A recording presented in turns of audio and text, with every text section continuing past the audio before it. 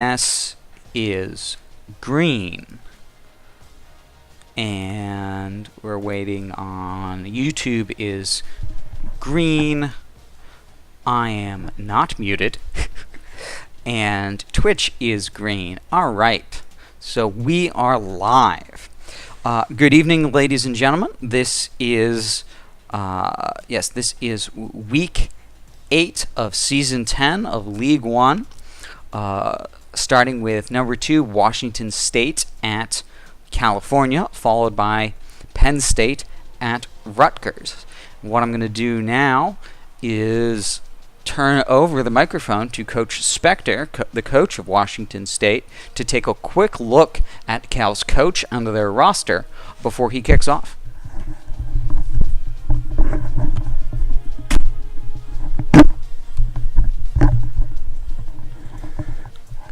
Good evening, ladies and gentlemen. As my cohort, the excellent Coach Ninja, laid out for you, we've got Washington State number 2 still in the polls with Michigan in first. Going to take a quick look at the top 25, the top 10 at least. Michigan in first and Washington State second. Michigan a solid first, 12 full votes ahead. Boise State pulling up third. The other undefeated other undefeateds in the country. Number 6 Missouri lost this week to Kansas in a game that was outlined there in the opening photo. A good game by Coach Jay Bark, a clutch win in a rivalry game against the number 6 team in the country. The other undefeated, Texas Tech, will be taking on Coach Seawack, our Houston coach, in this week's game. We've got a lot of action going on in League 1. Your Washington State Cougars sitting in second, looking at an unranked Cal team at 3-3 that started the season strong and ranked in the top 20 in the country. But you see there in the Pac-12 North, it's a tough division these days. Washington is 4-1, unranked still so far. Cal, coming into this game, close loss to a surprising 4-2 Arizona State team. Arizona crushed 49-7. Having a down year, 1-4 Arizona, as is Utah, 1-4. They beat them. They lost to user Doc Jocular at USC, at home in the USC game, 31-28. I saw that game. They gave them a battle, and USC won with a field goal at the end. Tennessee a loss too at home. So they've lost 2 straight home games. They've got us at home. And they've beaten essentially who they're supposed to beat, and lost to some good teams. The 3 losses are against good teams. Tennessee might be 3-4, but that's a top half of the SEC team right now. USC is a user team, and ASU is 4-2, and those are all close losses. 3 points in overtime, 3 points at the death of the game, and then 3 points to Tennessee. So they may have lost 3 games. They've been close against good opposition. Otherwise, they've beaten who they're supposed to. I want to take a look at their coach to see if it's the same coach as last year, because that matters as far as their strategy. Their play calling will be affected by this. Yes, he is the same coach as last year, so I can expect whatever it is I remember about their style of play from last season's game to be useful in this game. As for their depth chart, I want to see what players they use and how. Obviously a capable team, certainly a bold possibility. Good quarterback with 90 overall, 90 awareness, 93 overall. Popping 64% is pretty good with a positive TD to interception ratio, 11-6. He can run on the ground. Looking again at his speed, 70 acceleration and agility. So he's more of an arm than anything, but he's a good player. Their halfback situation, 83 yards a game rushing, plus 37 yards in the air. That's a solid contribution from a halfback, and he needs to be watched. He's an impact player, number 24, Nixon. He could be tricky. Ross is injured. That brings in Bennett 43 yards a game, and he also gets the ball a little bit in the air, so probably coming on as a substitution. Their wide receivers they run 3 wide, 4 wide, 75 for the leading, 57 yards a game for the second. I'm looking at yards per game, folks. 23 yards a game there for the third. The tight end comes in, number 83, on their 4 wide sets. 44 yards a game is fairly solid. They don't throw to him in the red zone that often, though, only 2 touchdowns. Do they use it in a second tight end? They do not, at least in the passing game. We've got an 87, 88, but he's hurt, but his backup's an 83. 75, we'll check the extent of that injury in a minute. Garcia and Tucker, good. That's a good offensive line. That's a really solid offensive line. The defensive ends, 84 and 88, with 2 90-plus defensive tackles, with an 89 in the goal line sets. So this is a very, very, very tough defensive line. A senior 86, an 82, and a 76 freshman impact player, but he's 76, but he's also a freshman. So interesting player there. Solid enough secondary, certainly fast with a 94 speed. Weakness there at the free safety position. He's a senior, but he doesn't even have the luxury of good awareness. A capable strong safety with a decent corner backing him up, and if they might run 2 strong safeties. Excellent kicker. That's relatively weak safeties compared to the rest of the defense. As far as the running game, certainly not strong with a cornerback, but could be fast and could be difficult in coverage plays or coming off the edge with the speed that a corner has. So that's the matchup. We're going to run into this game, assuming that every game is a big game. And we're going to try to give you maximum effort. We're happy to have Vega back. Last game was his shake off the rust game, and we hope it's onwards and upwards with him. We'd like to have a little bit more of a running game today, so you may see a little bit more of that than normal out of Washington State. And as always, our top-ranked in points per game defense looks to continue that trend as we excel on that side of the ball. That is always our focus. So. We're going to be paying a lot of attention to the defensive side of the ball. We hope you do as well in your endeavors. Thanks for watching. I'm going to turn it back over to my fellow cohort, Coach Ninja.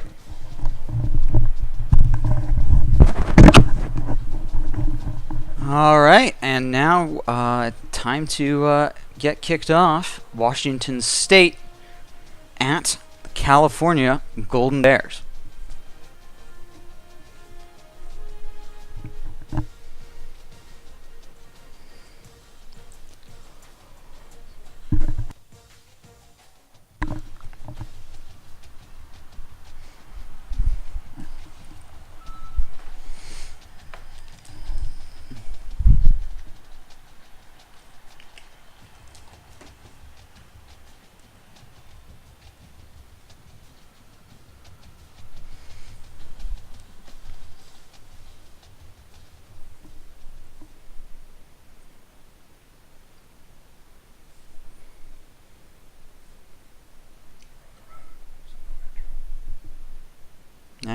I knew that.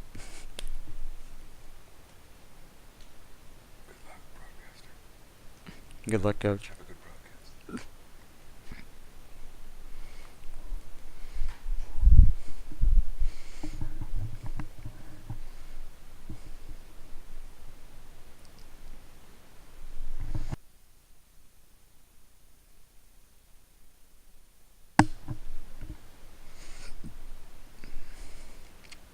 As we can see, that halfback and that left guard, both. He's the halfback is a very good backup, but both of those guys are going to be out of this game. There's Yates and Joyce on hot streaks for Washington State. It does indeed. That good center bodes well for that running game. E. Noel and Jay Fields going to be leaders on that California team. With a solid 16th in points per game defense for California Golden Bears.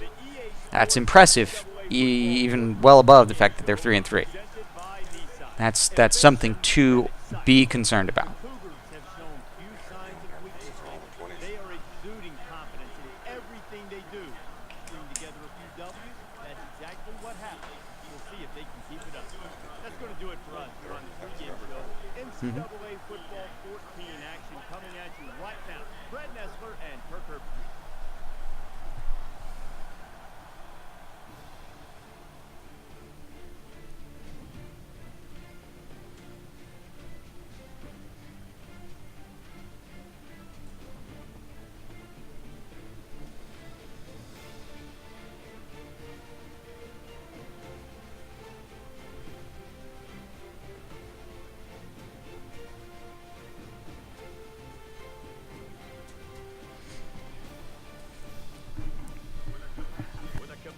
Of almost 75,000, we're in Memorial Stadium in Berkeley, California. And now let's head down to the coin toss. Brought to you by Coke Zero. Real Coca-Cola taste and 0 calories. Enjoy everything.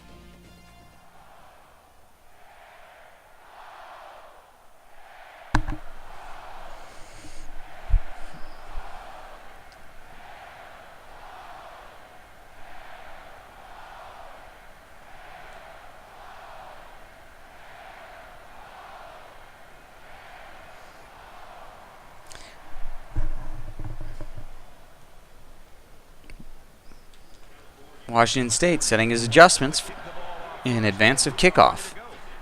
He sends this one deep. He's to the 10. Voorhees takes it out of deep in the end zone, but not great blocking there from Washington State this time.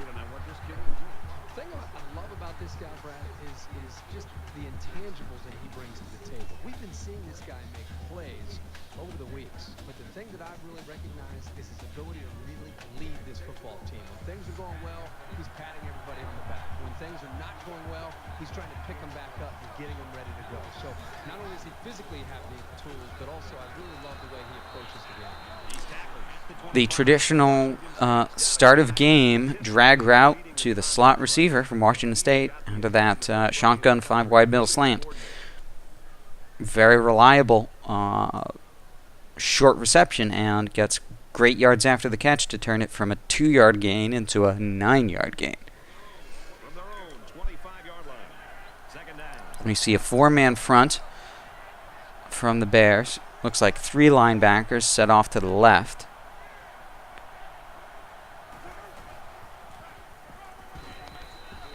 As Pauly Shore runs for the first down but gets caught up by somebody who gets off their blocks, only gets about a 2-yard gain. And that's one of their 90 D tackles who was able to shed his block just after Pauly Shore got his feet across that line of scrimmage. It did look for a second like Shore was going to get past him, and then that defender was free. As now we see a 3-man front. Again, 3 linebackers slightly to the left.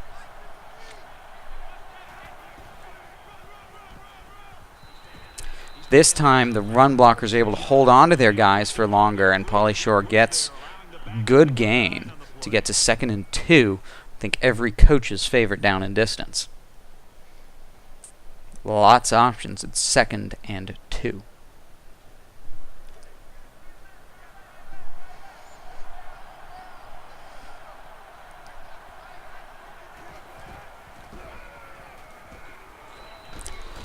Another big gain running out of the shotgun set for Pauly Shore there. Not something we typically see out of Washington State. They tend to run a lot of option when they have one back out of a shotgun set, make up for the fact that, there is so much distance behind the line of scrimmage. But Vincent Vega, for the first time in a long time, throws it a mile off, despite having his right slot receiver breaking open, coming from the right to the left.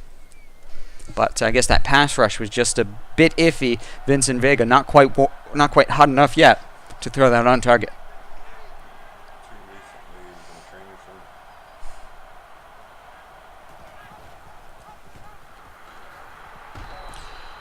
Pauly Shore with a great stiff arm there, turning that from 2 yards to 4 yards, doubling the distance he got. And a great move.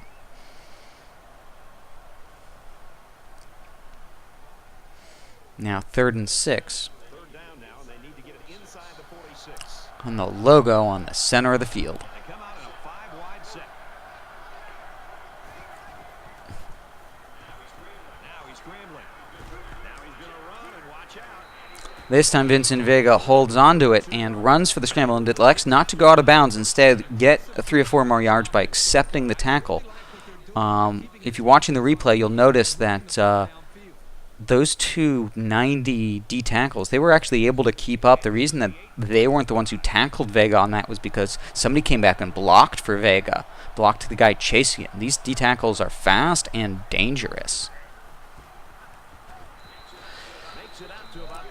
Excellent blocking and an excellent read on the cut there for Pauly Shore. He's now 5 rushes for 33 yards. That's an excellent yards per carry.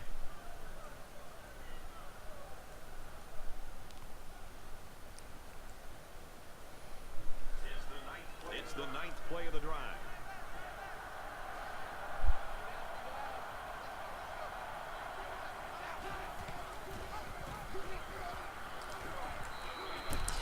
And Washington State finally breaks out the option after a number of runs to get the defense keying on Pauly Shore. Gets 9 yards and almost a first down out of it.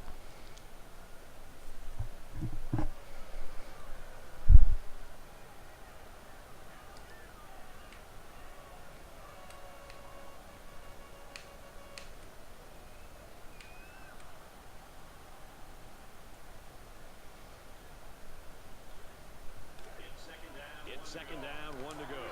Ball on the 11.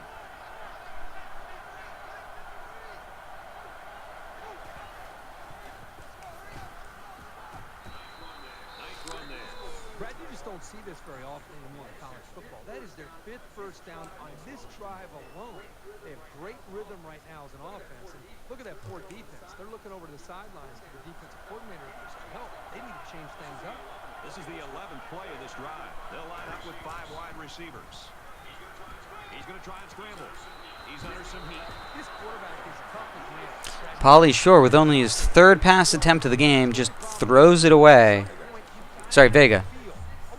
Sorry, I misspoke. It's not many pass attempts and a low completion rate for Vincent Vega, as most of the offense has come on the ground in this first drive for Washington State.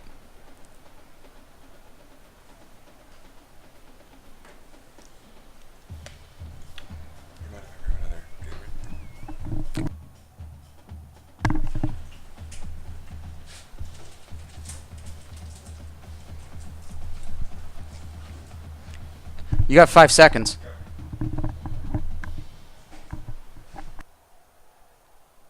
They didn't snap the ball in time. Delay of game, offense. And Washington State, they're intentionally taking the delay of game. I don't know why. I can tell you it's intentional because he walked up to get a drink. But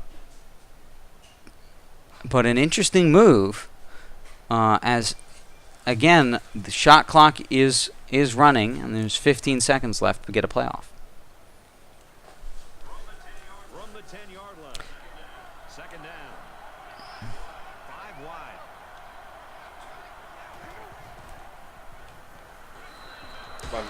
And there we go. London calling to the zombies of death. Quit holding out and draw another breath. London calling.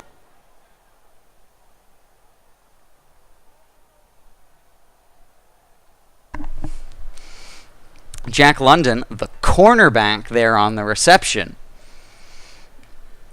in the slot to make that touchdown. Time for an update from the studio. Reese, what have you got? What a matchup this is in the Pac-12. And for Washington, they put together 4 straight wins. I'm not sure why they think that's an interesting matchup. They're showing that Washington is definitely a threat this year. Yeah, Washington is definitely a threat this year. Colorado, not so much.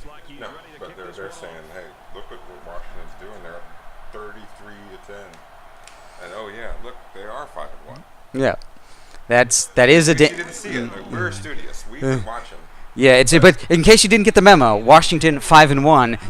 Washington State going to have to play them. Last game of the season is going to be interesting. We're going to see what the teams look like when they get there.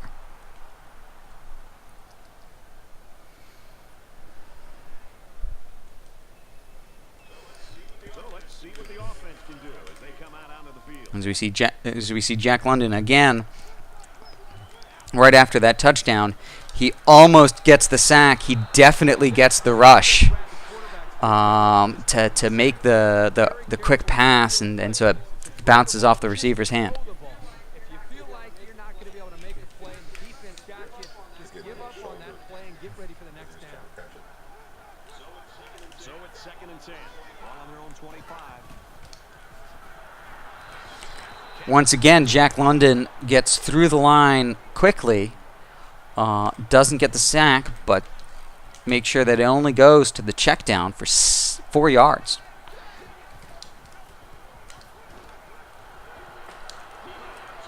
As Petty breaks the first tackle and gets the first down.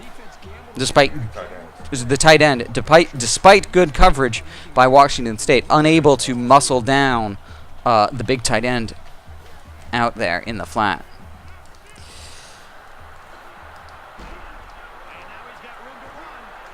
As we see another broken tackle gets yards after the catch for California.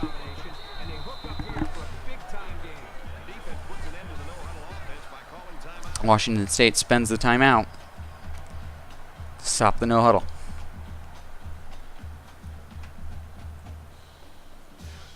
Now it's 1st and 10 with the defense trying to regroup after giving up the big pass.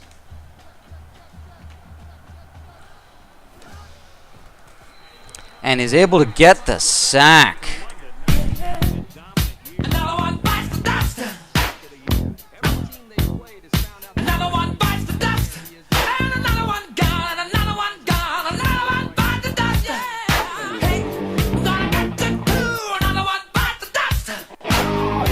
Shoot up. Good evening, J-Rod. You join us on California's first possession, the second possession of the game. They've had a couple of long plays in order to get this far, a couple of broken tackles from Washington State's defense. But with that sack and that throwaway, we are now at 3rd and 15.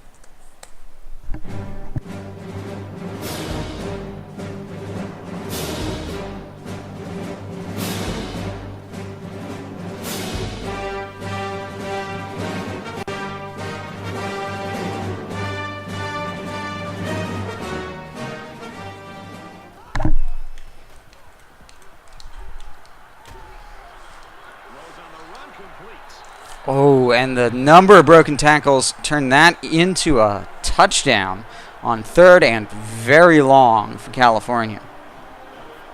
They'll line up for the extra point in an attempt to tie the game. Still very much anyone's game in the momentum. People are winning battles and losing battles, both sides of the ball. Making it very tough for the defense to slow them down. And it looks like they're ready for the kickoff. And it sails out of the end zone for a touchback.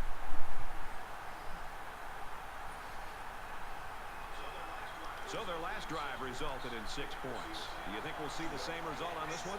They ran the ball extremely well on their last drive. And until this defense figures out how to stop it, I think they'll have no problem moving the ball down the field. And seeing the defenders and no blockers, Vincent Vega slides to avoid the hit. Vincent Vega, our man in Amsterdam. They'll spread the field with 5 wide.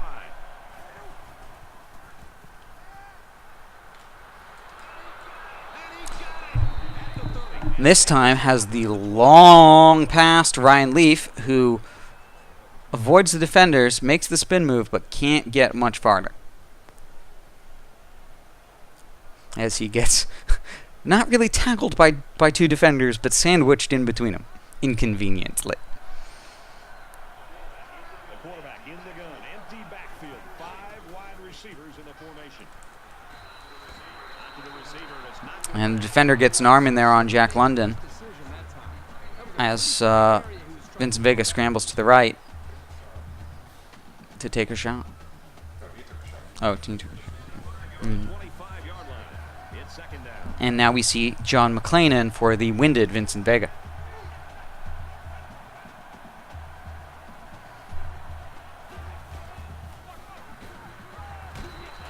He gets out to about the 17-yard line. And we see a great run there by Pauly Shore. It is still a minute and 30 left to go in the first, and Washington State has 94 yards rushing.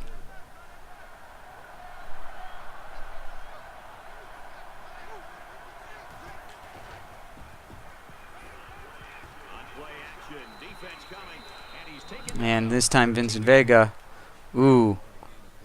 not getting up quickly after running for the first down. And yeah, it looks like John McClain is in the game. Coach Spectre going to be concerned about what exactly is keeping Vincent Vega off the field. It's first and 10.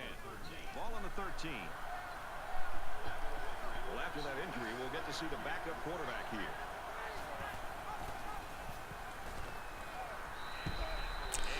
5-yard rush there for John McClain gives Washington State more than 100 yards on the ground. And now we go quickly to the locker room to see what is going on with Vincent Vega. Broken thumb will return soon. Non-throwing hand, broken thumb will return soon. Toughing it out there, Vincent Vega. The Cougars quarterback down there on the sideline. He was injured earlier. He means so much to this team. I'm going to get him some cortisone, Looks like he's maybe going to be able to get back in. a couple of go pills, and he'll be fine. As Voorhees looks upfield for a second and decides that he wants to continue laterally, ends up not getting around the blocker. But first and goal from the 1, definitely manageable for the backup, John McClain. And this play is number 8 on the drive.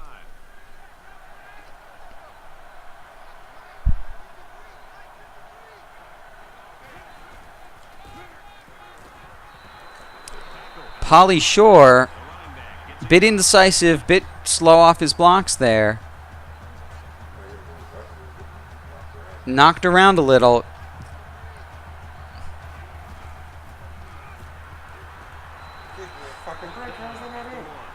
But gets stopped inches short. We played one. We get a tie game at 7-7.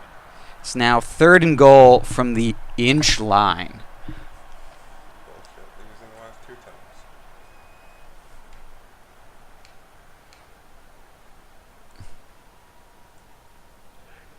Back to the action here in the second quarter. It's been a good one and a tight one. Yeah, see that ball really touching that white line there. As finally we see Pauly Shore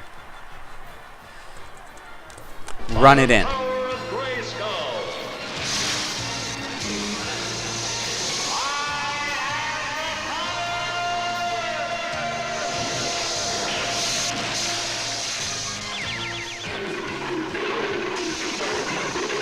Cringer became the mighty Battle Cat, and I became He-Man, the most powerful man in the universe.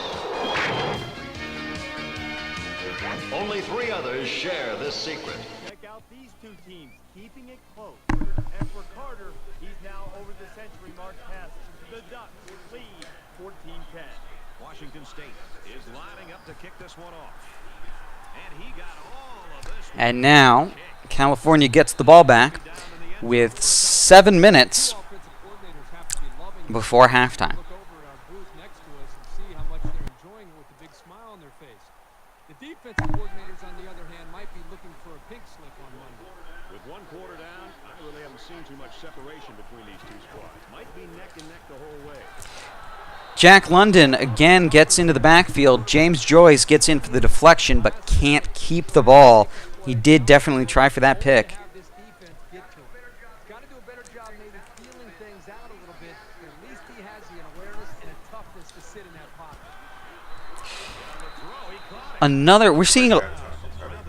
We're seeing a lot of passes out into the flats from California. And then they'll try to take advantage by going deep. Those safeties better be ready.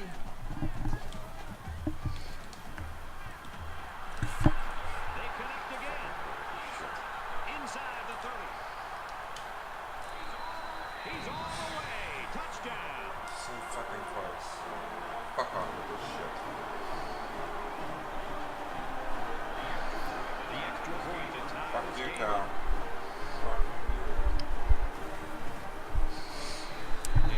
Cal continuing to keep their game just an inch out of reach of the Washington State defenders. Well, right now this offense is hot. They also took advantage of some mistakes there by the defense. He kicks it off, and he got all of that one. He's to the 10. At the 30. Jack London playing all three phases of the game, gets a great return there to the 45-yard line.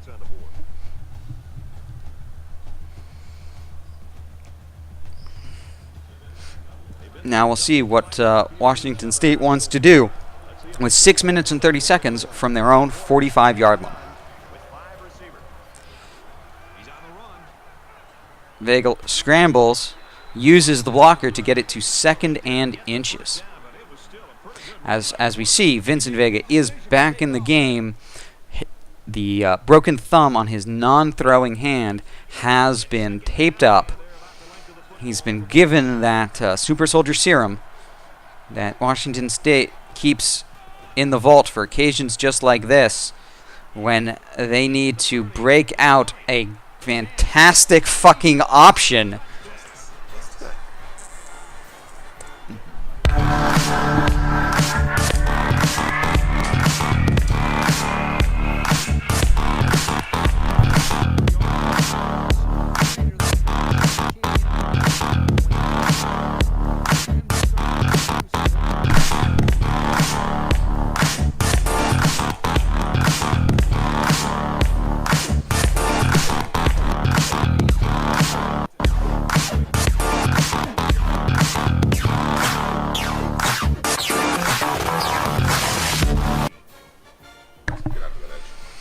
Yeah, so a fantastic job there from Vincent Vega. He's on a bit of a drug trip right now.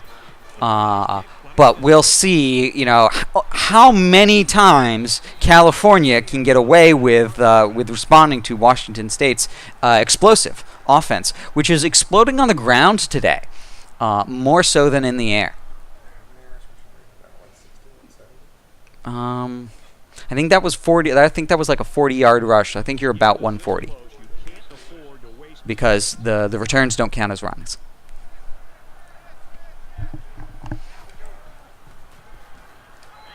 Again, another pass to the flat. This time, let's face it, these corners from Washington State have seen it enough times this game. They know it's happening.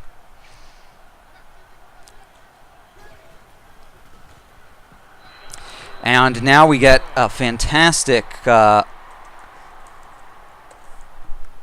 and very long.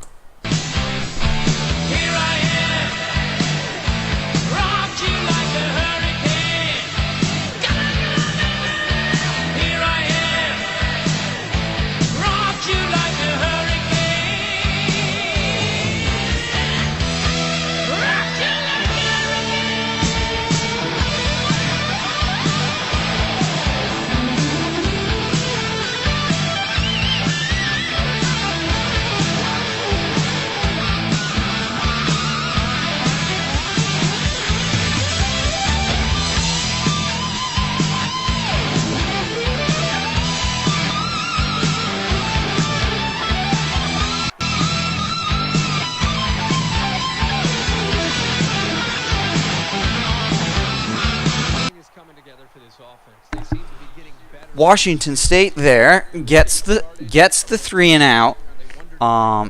Definitely learning what California is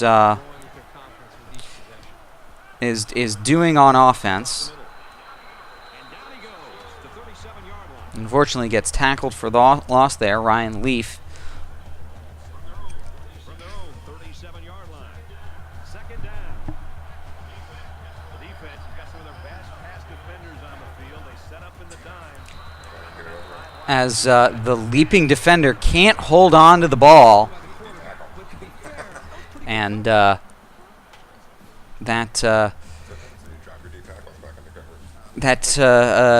is lucky there for Washington State. Washington State is up by a touchdown. Now he tries to buy some time. Tries to throw, crosses body on the move, but in the world of field position, Washington State and P.D. Pablo still ahead of the game. Richardson back to return it.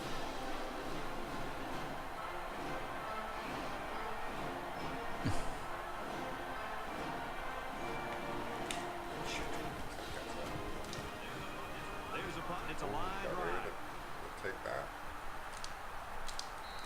that. And an excellent punt puts California on their own 12-yard line. 4 minutes, 41 seconds. Bringing out Fairly even. There was so little separation. This game can be 5 guys up near the line of scrimmage, 4 wide receivers, and I think a tight end or a halfback. I don't recall. But they get the sack. second time that he sacked their quarterback. I think they Another one bites the dust. Another one bites the dust. And another one gone. And another one gone. Another one bites the dust. Yeah. Hey, I'm gonna get to do. Another one bites the dust. Shoot out. This is a dangerous situation. Backed up. 2nd and 17, now edging up against safety territory. This time, 11-yard reception, but that still only gets them to 3rd and 6. Washington State doesn't have to use that timeout there, but chooses to, Kurt.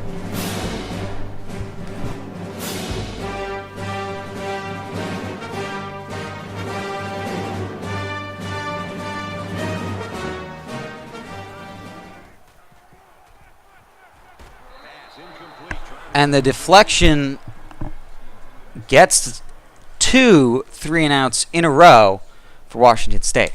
Taking care of business every day. Taking care of business every way. I've been taking care of business. It's alright. Taking care of business and working overtime. London fields it at the 46. That was a great hit. He was And away from that one. the defensive call, the stop, the punt, all bearing out the smart move to spend that timeout early, get it on get the ball back California's side of the field with 4 minutes left to go, He's scrambling.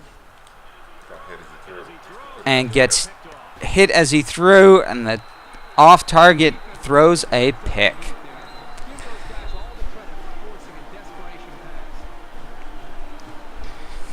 From their own 39-yard line. It's first down.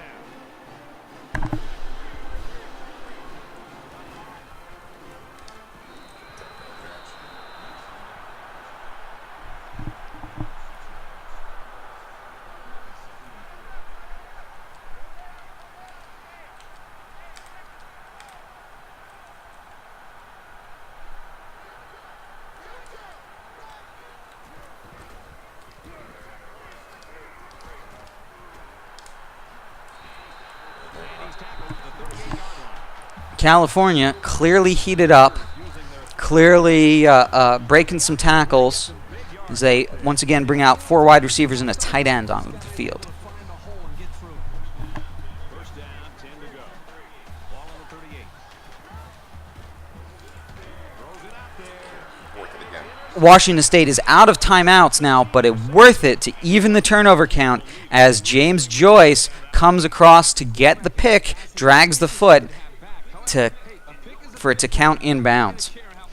And now Washington State on their own 23-yard line. 3 minutes, 20 seconds left to go. And Voorhees spins away from the defender. Gets a fucking 78-yard touchdown. Fight, fight, fight for Washington State. Win the victory. Win the day for Crimson and Gray. Best in the West, we know you'll all do your best. So on, fight till the end. Honor and glory you must win. So fight, fight, fight for Washington State and victory.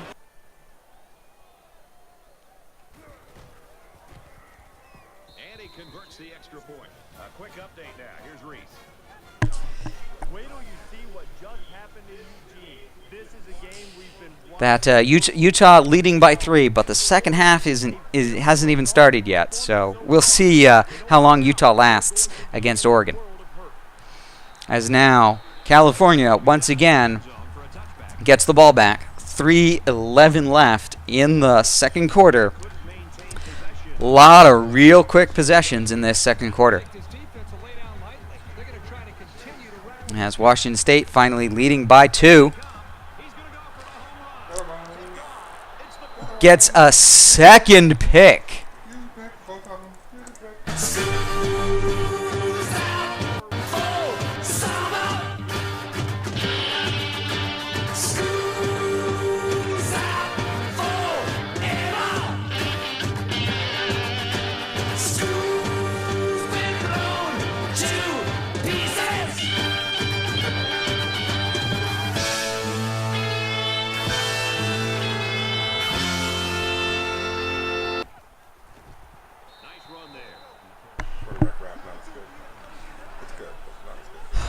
Vincent Vega there gets a little bit tied up running to his own blocker, who was a bit too far outside of where he was supposed to be holding the defensive end.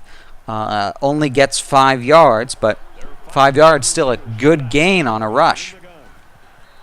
Ryan Leaf takes the drag for 4 yards, third and very manageable at 1 yard. 42-yard line, 2 minutes, 25 seconds left to go. All the time in the world for Washington State.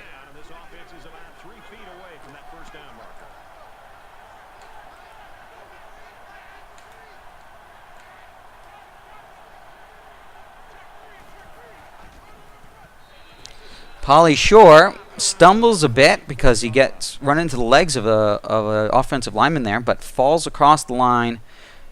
56 yards to Pater, 2 minutes and 5 seconds and counting.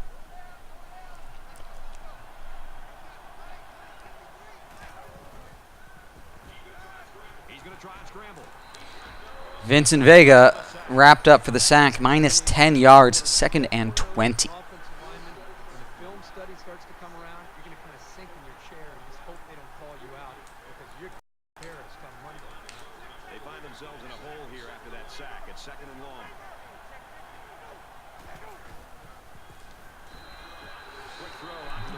Ball sails. Nobody in the area was looking at it.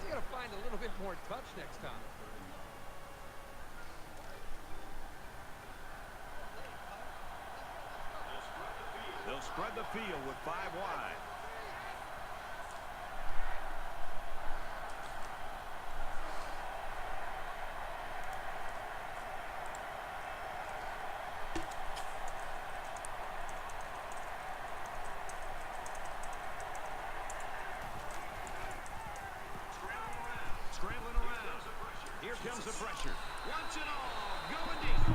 And the pass is far off for Vincent Vega, throwing on the run. Ball goes to Petey Pablo for the punt with 1 minute and 28 seconds left in the half.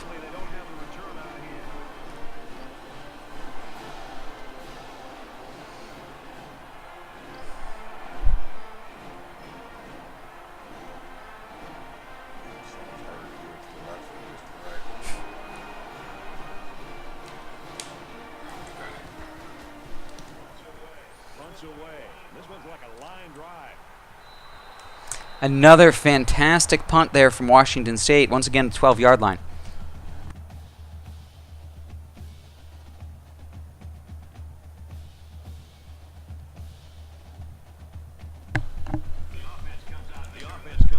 Rutgers was heavyweight. 5 miles an hour more. I think it was 4. Anytime you give the ball away, it's a disappointment. So these guys want to show that they can hang on to it. Jack London gets the sack for 8 yards.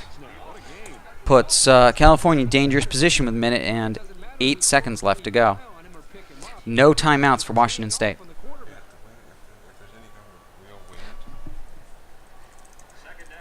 Second down. Defense will be digging in here as they're inside their own 5. Then I'll put some air under.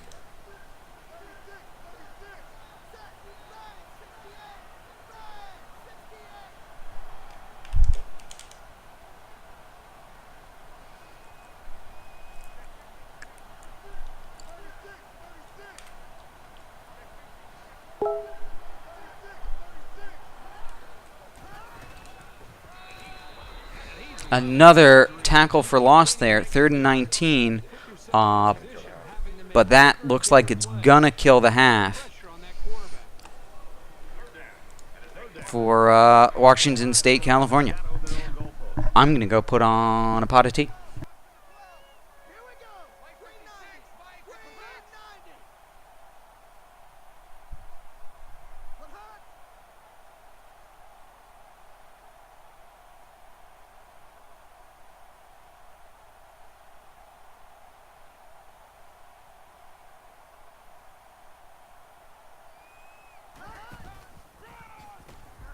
Nixon gets another handoff. They'll bring him down right around the 6-yard line. We've played a half of football. The Cougars in front, 28-14.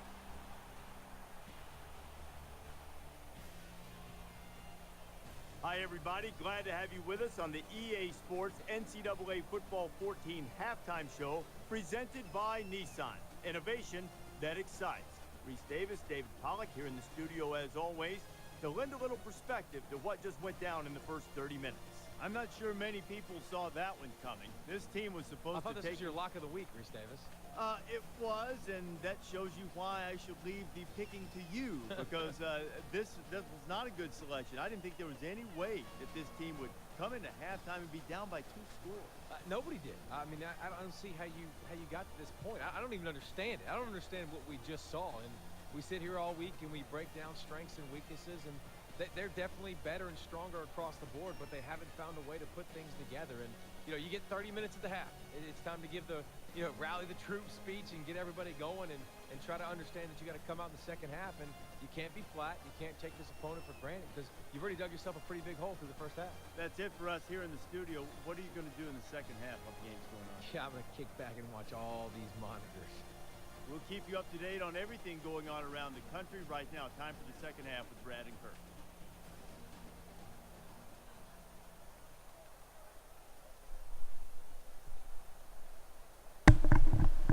An exciting first half there from Washington State, as now California will have the ball.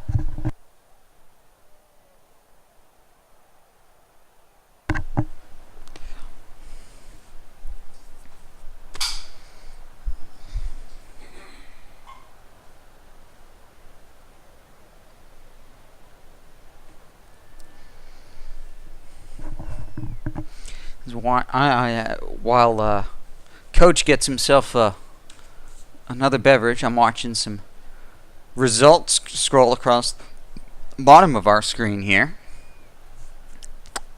UAB ranked 24th right now is a little bit surprising. Let's see.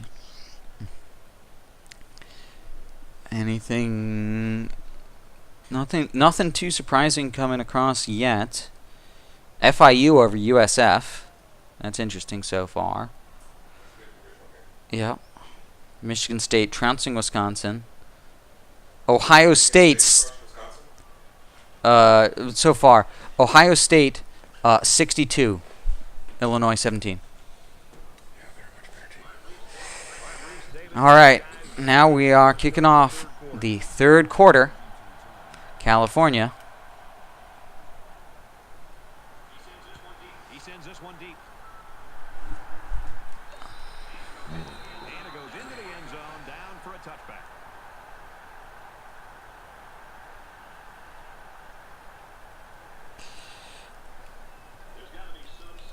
some sense of urgency to this offense right now. They don't have the luxury of wasting drives if they want to get back in the game.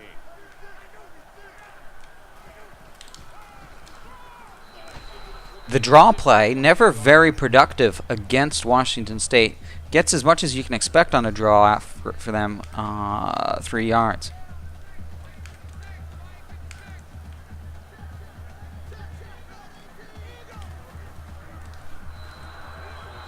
And a great defensive there to definitely get it to 3rd and long again.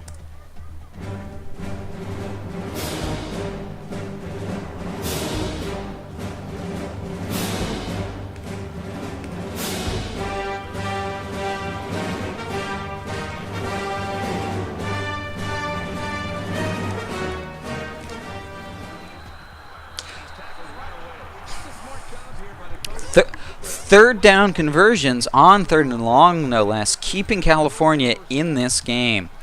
I think out of 5 possessions, they've got at least 3, now 4, 3rd down conversions.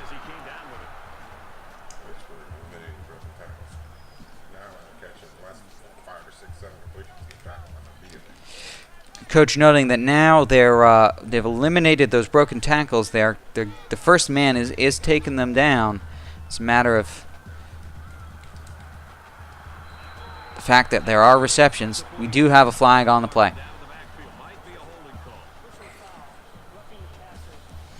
Roughing the passer there on turns that into miles and miles of gain for California.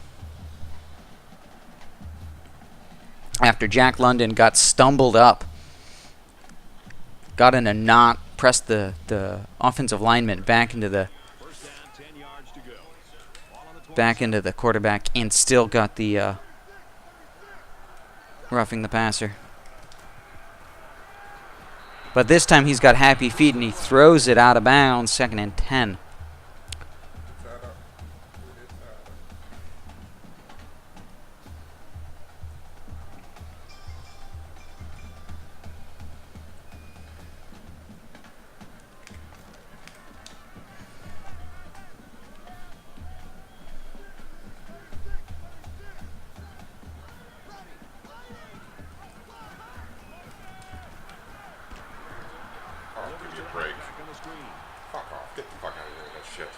And despite reading the screen well, Washington State's defenders get pushed out.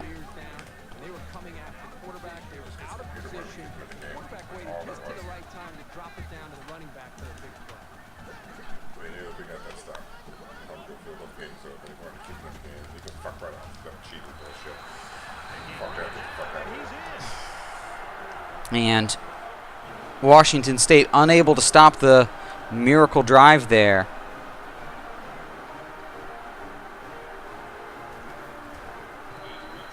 He splits the uprights with the extra point. Let's throw it out to Reese now for a studio update. Looks like they're ready for the kick. He kicks it off, and he got all of that one. He's to the 10. And he has it on the corner. Voorhees makes the long run to the outside. Big change of direction, but is able to turn it into a long return starting at the 39-yard line. 3-man front this time. 3 linebackers. One of them on the short side of the field. Vincent Vega does a little do-si-do. Make sure that he has that blocker downfield to take the near defender.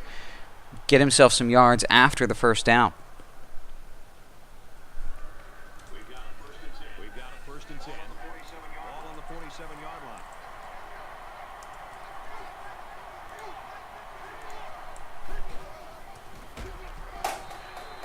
Tackle after a decent run up the gut.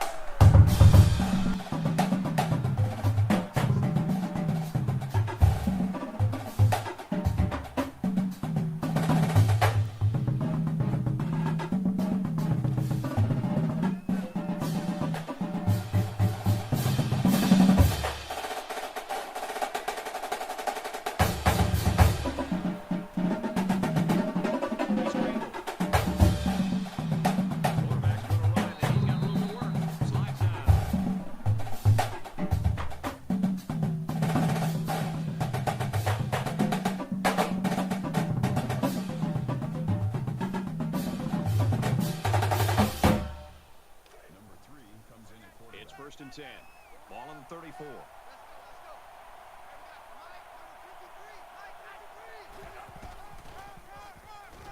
Takes it up the middle for a nice run. That makes it 2nd and 6.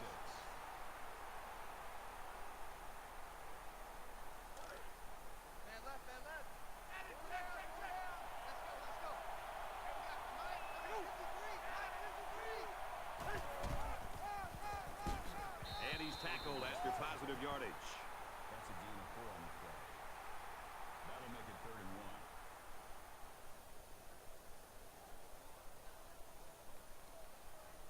1. Short yardage situation here. It's 3rd and 1. Washington State up 7 points. Tackle at about the 23. Defender gets off his blockers and runs just past Eric Estrada, but is able to clothesline him to prevent him from getting much farther than first down.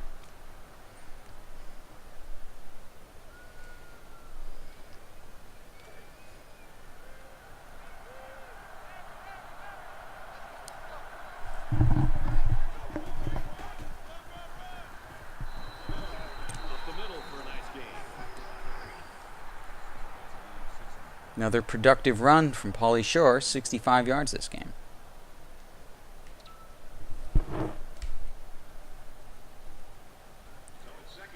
So it's second down now. They need about 4 yards to pick up the first.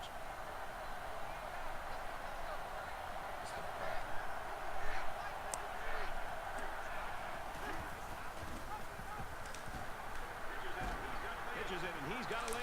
And Pauly Shore catches the pitch and runs it in. By the power of Grayskull.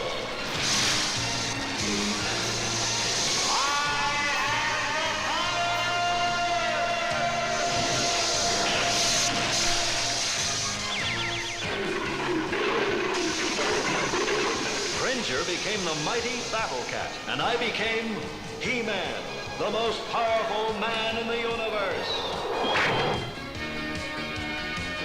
Only 3 others share this secret. The Ducks come into today's game ranked 8th in the land. Let's take a look at this one again. And for Oregon, they're playing Yeah, oh yeah, they are. They are. Utah keeping it close there. 127. And for Washington State, they met up with Utah last week. And it looks like they're ready for the kickoff. Washington State keeping that 2-score lead. Got all of this one. Great kick. Just under 3 minutes to go in the third. We're seeing final results now from across the country.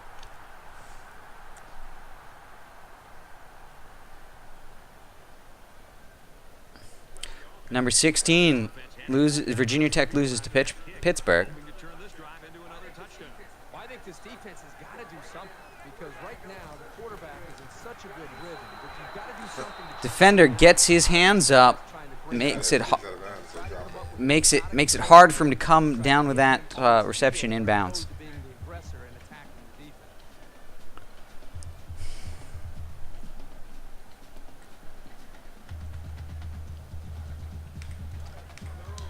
From their own 25-yard line. It's second down.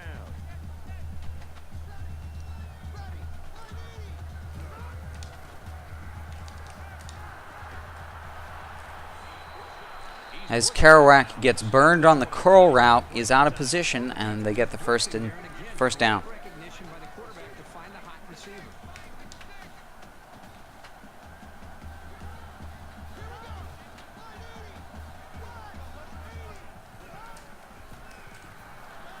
Oh, did you see that? Did you see that? Oh, Did you see that? that was a That was fantastic. user. That was fucking user.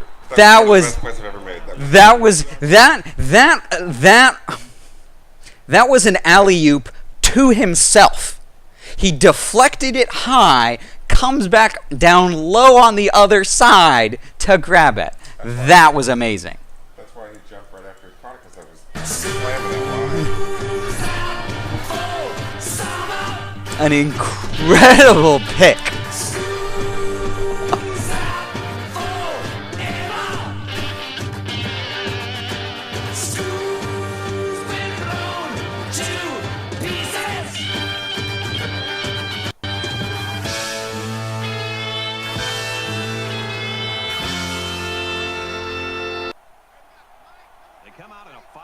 set. Now he's scrambling. He's under some heat. And now he's going to run. Slides down to the ground. A good quarterback knows when and how to improvise. And if he's got the skills, he can also turn a scramble into something big.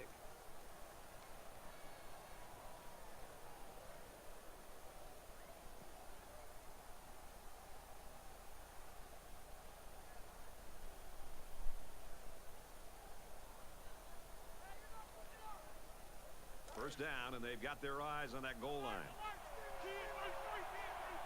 The quarterback in the gun, empty backfield, 5 wide receivers in the formation.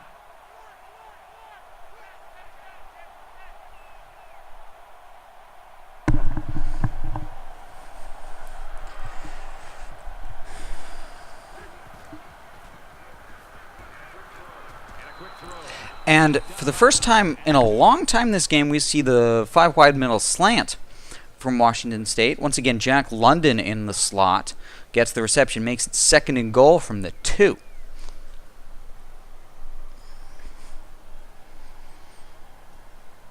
Number 1 Michigan beating Maryland.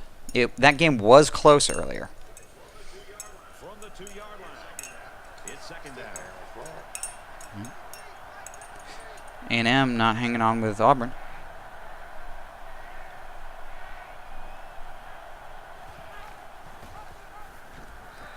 Vincent Vega leans forward, gets the touchdown.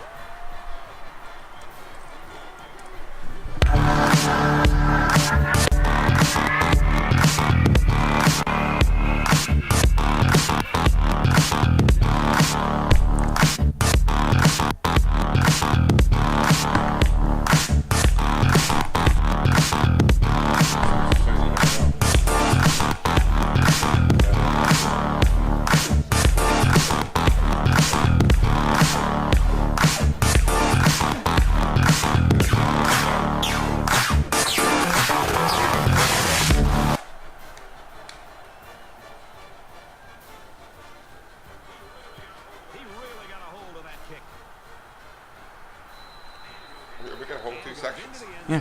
Good turnout. Good traveling fans. I guess the Bay Area is a lot easier to go to Arizona. And I think that's creating the turnover opportunities. Yeah, Ohio State over Illinois. 69? Yeah. Minnesota put 48 on it.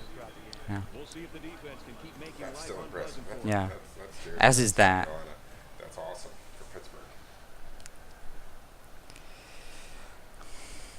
Washington didn't score any points after that first 33. Offense comes back out. Like that, nobody scored in the last 3 quarters of that game. Any game is to hold on to the ball. If you're in the negative in the turnover department, your chances of winning decrease exponentially. Holds on to the ball for far too long, gives up another sack as Washington State is just running around in California's backfield in the second half. Another one gone, another one gone, another one bite the dust, yeah. Hey, we're gonna get to 2, another one bite the dust. Shoot out. They find themselves in a hole here after that sack. It's 2nd and long.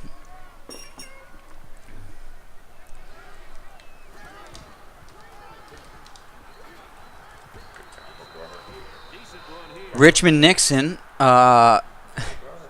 gets to the outside but cannot get past Danny Glover. Back-to-back plays by Mel Gibson and Danny Glover. Back-to-back plays by Mel Gibson and Danny Glover. They're not too old for this shit yet. And this time Petty gets hit after the catch. 4th and 10. Turn that into something big.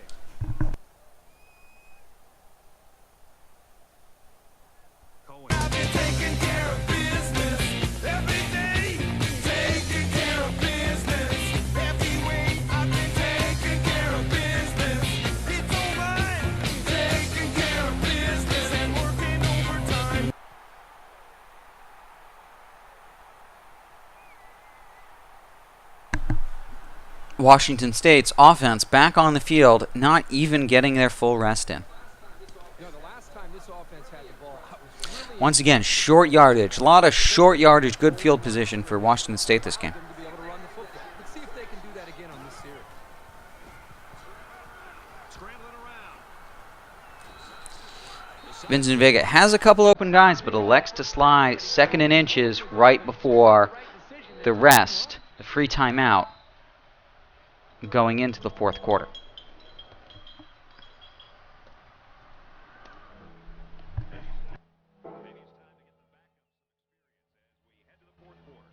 The Cougars, the 3-touchdown lead.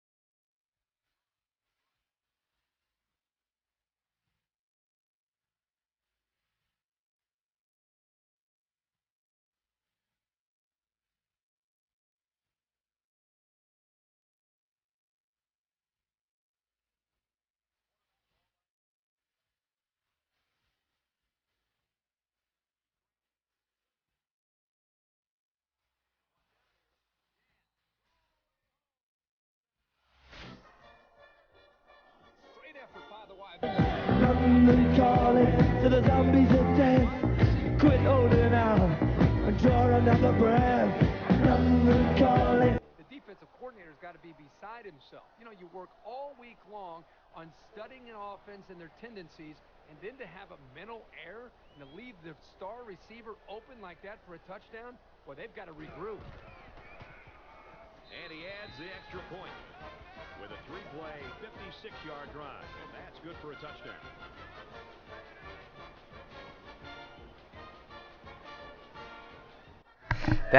That's 2 touchdown receptions for Jack London, the cornerback. 2 or 3 sacks. No picks. Those are both James Joyce, I believe. Not in the running for the triple-double, although he does still have 6 minutes 41 seconds left in which to attempt to do it. He does the returns. He runs the sideline routes. He runs a slot. He's a blitzing cornerback. Jack London plays a lot of downs, and I'm sure that the physio department, the kinesthesiology department, the health sciences department of Washington State is learning a lot. They probably has implanted as many different sensors into Jack London as is legally allowed by the NCAA to get all the telemetry they can out of the Formula One car that is football player Jack London. To study what it is that makes him, so good. And see if it can be replicated by, some sort of agricultural or, phys ed policy in the public schools of Washington State.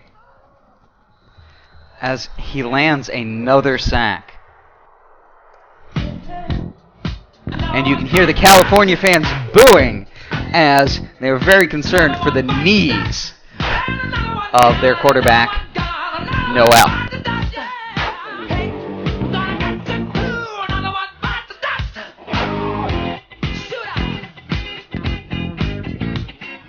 the sack. Cohen to punt.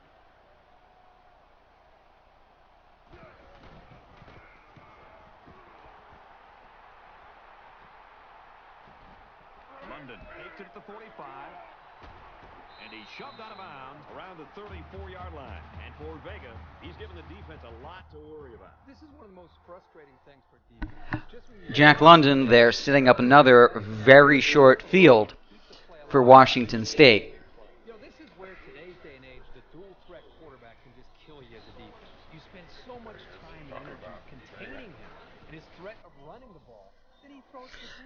Yeah, Vincent Vega, 180 yards passing, which is low, but 160 yards rushing. Teams are playing out the stretch here. You want to get experience for guys who normally don't get in the game and try to avoid injury. He's going to try and scramble. Runs with it, and he's got room. Out of bounds. Right Is that around the all? 26 Is it? So the quarterback Yeah, it's 168 yards rushing just for him.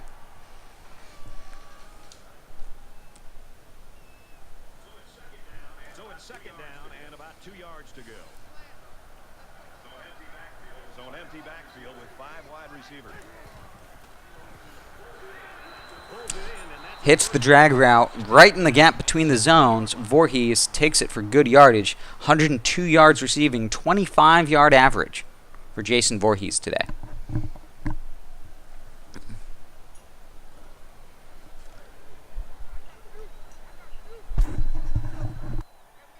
And they're going to put 6 DBs on the field to counter that 5 receiver look.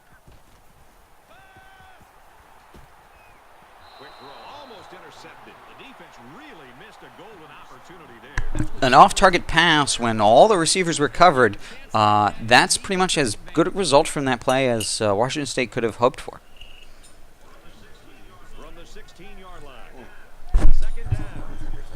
Washington State is winning big.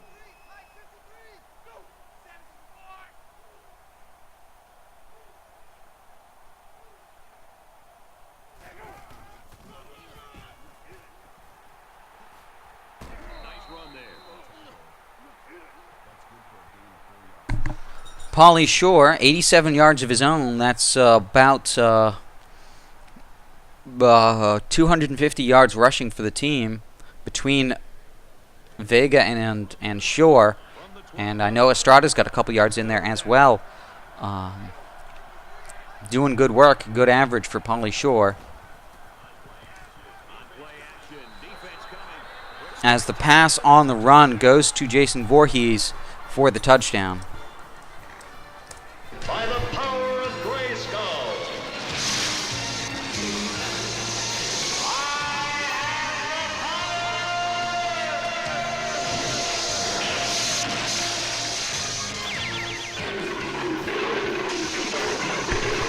Ranger became the mighty Battle Cat, and I became He-Man, the most powerful man in the universe.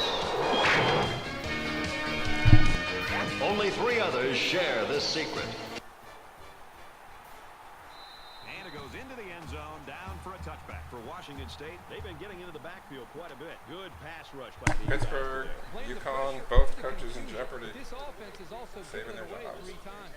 This offense hasn't Trying had to. any trouble moving the ball on the ground. No, they What are we haven't. showing here? So maybe they should just focus a bit more on the running game to mix it up 18 and keep the hurries. defense That's guessing. a lot. Contributions from this defense Only is 5 one sacks, reason but they've got the 18. lead. I say only. But 18 hurries.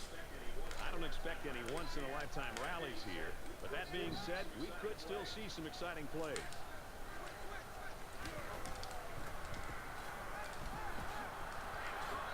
And it's caught. They'll bring him down around the 31-yard line. There's a flag down in the backfield, but I didn't see what happened. Hold on, it wasn't even me. Another roughing the passer there for Washington State as they just, bring the house play after play because you know what? It's what works. First and 10. Ball on their own 46. 5 guys will be out in the pattern as they're in the shotgun. As we see another sack. Another one bites the dust. Another one bites the dust. And another one gone. And another one gone. Another one bites the dust. Yeah. Hey, we're gonna get to do. Another one bites the dust. Shoot up.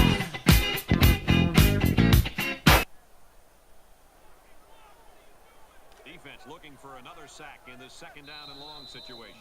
Washington State's going to take their first time out of the hack.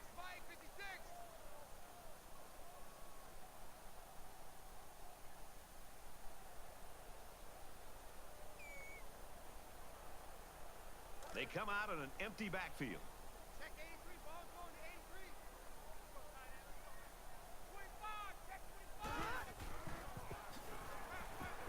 Caught Well, here I think the quarterback needs to be a little bit more patient in the pocket. That way he can allow his receivers to get downfield a little bit before he throws it.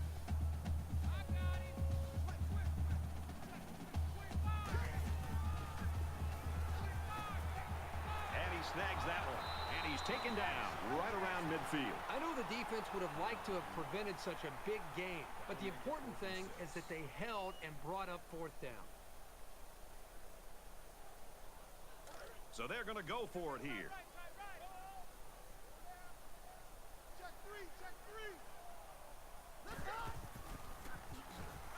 Here comes the pressure. He's at the 40. Brought down to 39-yard line.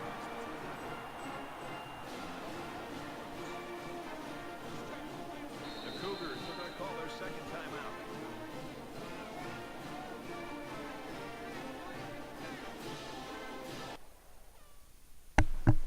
Washington State looking at what is going on. Ooh. Jack London, too many plays, too many sides of the field. Jack London still out. Not injured, just having a nap. As Will Smith gets his second sack of the game, second sack of the possession.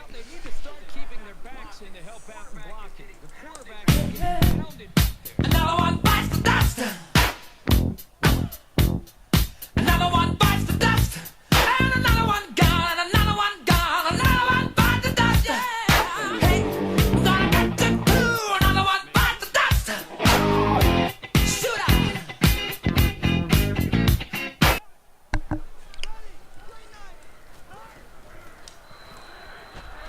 Big hit there to stop it.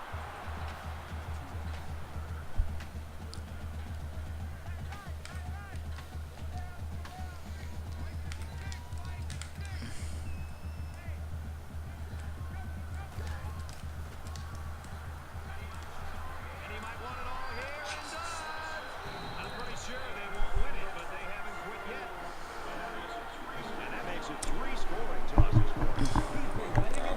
The long bomb for California gets a late touchdown. These guys are still losing. 27 The points. type of game that this quarterback's had. Drop us. Just under 3 to go. No, you're not right about that, but man, Tacks on the that's extra bad point. for Reese us. Davis joins us in the studio with this update. Reese? That is a miracle. Game rate 9.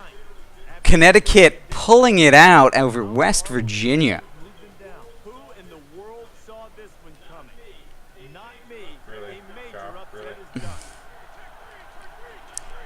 There's not enough time for them to make a defensive stop, so they'll try the onside kick. Eric Estrada grabbing the onside kick. And, yeah, as usual, as we say in the past, at Washington State, if Vincent Vega doesn't do it, it does not get done. The calisthenics, the endurance training, that's a core part of Washington State's ethos, really coming into a play late in the game when this defense is so good that nobody gets much of a rest on the sidelines for the Washington State offense. Just change it up. Try something different. Vincent Vega, only 10 for 20 this game, as the ground is where most of the yardage has come from Washington State. It's second down. Although this time, Voorhees is there for the 29-yard reception.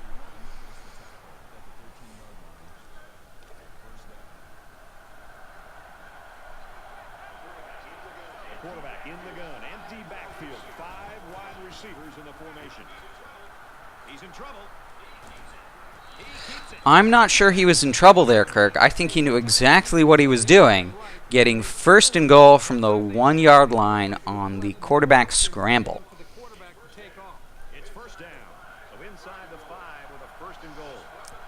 They'll spread the field with 5 wide. He scrambled. And too many blitzers, just throws it away. But right now, I think they've got him with some happy feet. He appears to be a bit rattled. A little more than 2 minutes to go in the fourth quarter. And Voorhees, record 3 touchdowns in 1 game. By the power of Grayskull.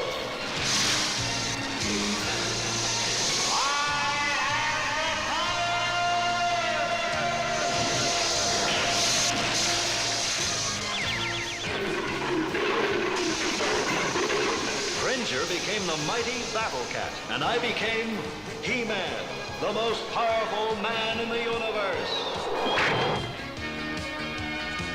Only 3 others share this secret. An interesting stat line there for Washington State, especially the Washington State that's trying to get their players into some trophy hunts. We see that there were 35 running plays in this game from Washington State and 24 passing plays. That is unbalanced in a way that is unusual for Washington State. As we now see California, once again, muscling themselves downfield, punishing first contact.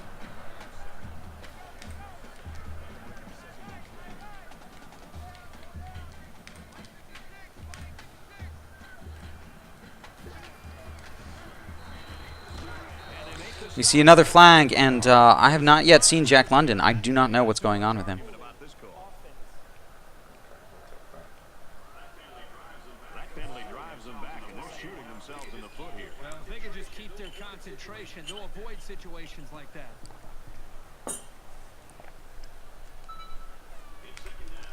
It's second down now, 13 to go. Ball on the 33-yard line.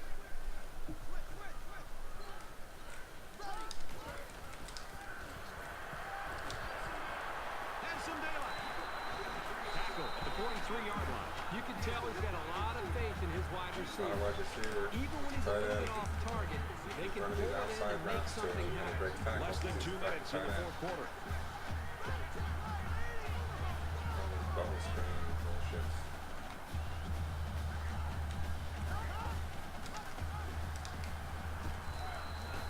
Well, the stop made there late in the fourth quarter, but this game's been over almost since the beginning. I think it's time for everybody to head to the locker room. Cohen awaits the snap.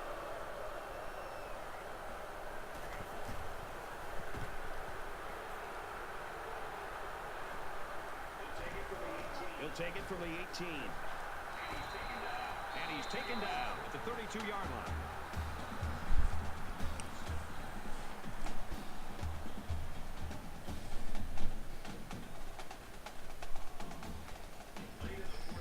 Late in the fourth quarter, this game's not even close. It's a blowout. A lot of folks have already gone home. And Herbie, I think we're going to make our dinner reservation.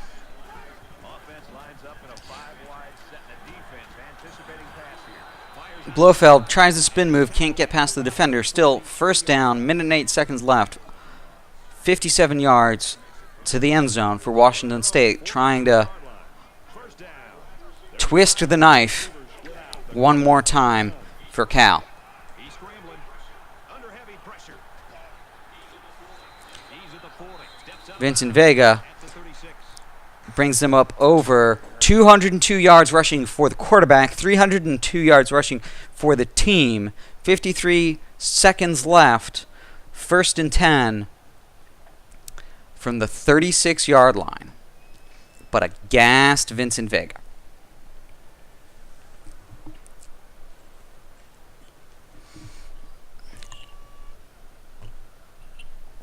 This game, a great example of taking it where you can get it, taking what they're giving to you. They gave Washington State the run all day because they didn't think Washington State would.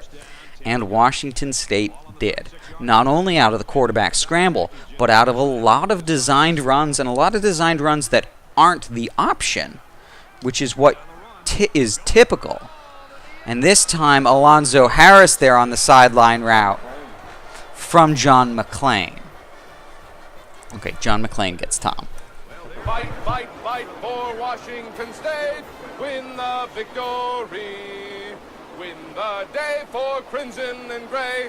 Best in the West, we know you'll all do your best. So on, fight till the end. Honor and glory you must win. So fight, fight, fight for Washington State and victory. Unwilling to be second best in the points scored this week, Washington State decides, you know what, Ohio State, you put up 69. We're going to add one more dollar, Bob. We just hope that a game this uneven ends quietly. We don't want to see anything nasty and pointless at the end. We have less than a minute to go. Give to the tailback. And down he goes at the 26. California tackled for 1 yard. Going to have to run at least 2 more plays before they can slink back to their locker room.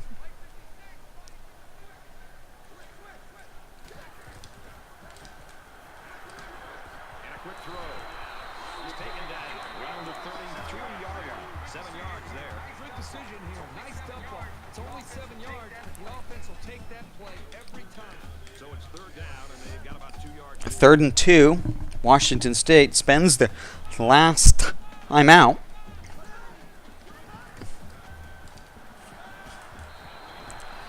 California gets the reception, hurries to the line.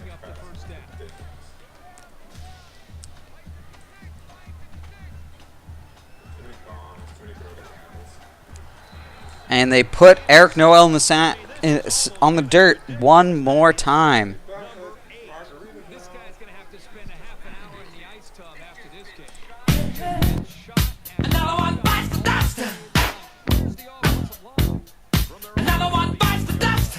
And another one gone. And another one gone. Another one bites the dust. Yeah. Hey, I'm gonna get to do. Another one bites the dust. Shoot up.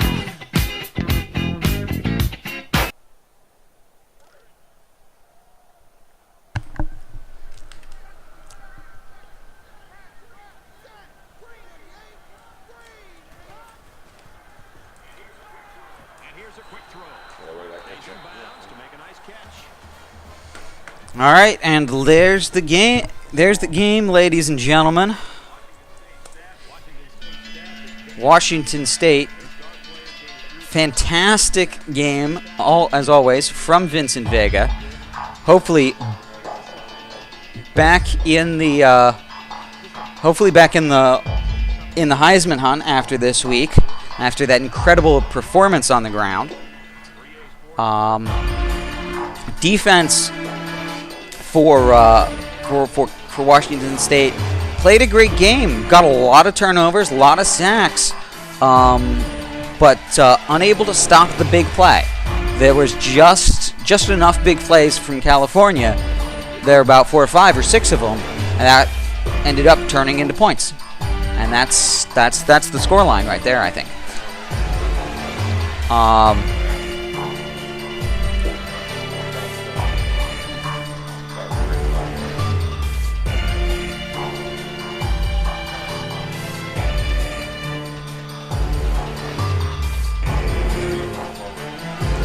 Yeah, going forward, I mean, this is 70 points. This is gonna.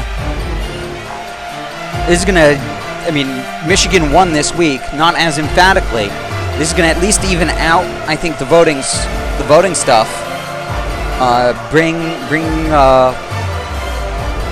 It's gonna bring Vega back into the Heisman hunt. It's going to make sure that everybody at Washington State is warmed up as you get into the meat of the season when you have to play Oregon and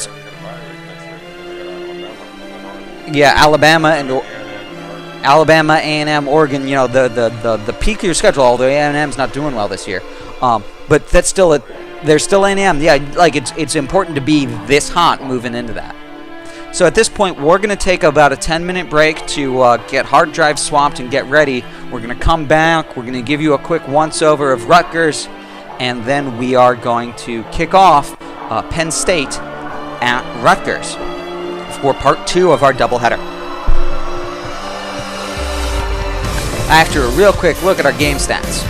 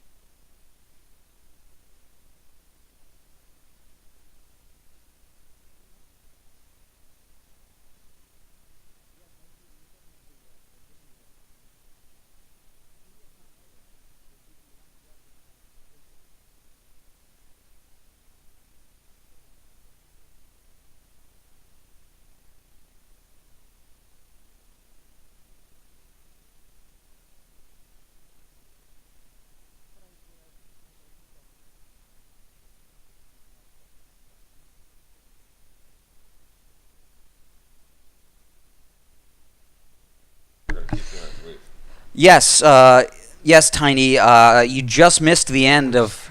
You just missed the end of California. Washington State ended 70 to 20. Game right there by London. Jack London on defense. Great defensive gain. A lot of sacks for Washington State, but just enough big plays. 40, 30-yard passes. Big plays really is what kept California in this game. As much as they were in the game, really started to get away from them really in the third, when they were just no longer going. Very early on for their first 5-6 possessions, California able to go punch for punch with Washington State.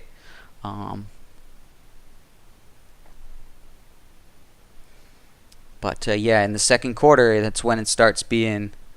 He responded well to the 74-yarder. Yeah, The 78-yard pass. Yeah, after that, it starts being, 1 for Cal, 2 for Washington State, 1 for Cal, 2 for Washington State.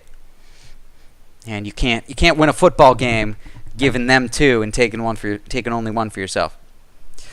But we're going to be right back with the second of our doubleheader, Penn State at Rutgers, in just a few minutes. Stay tuned. Don't touch that dial. Don't do it. Don't touch it.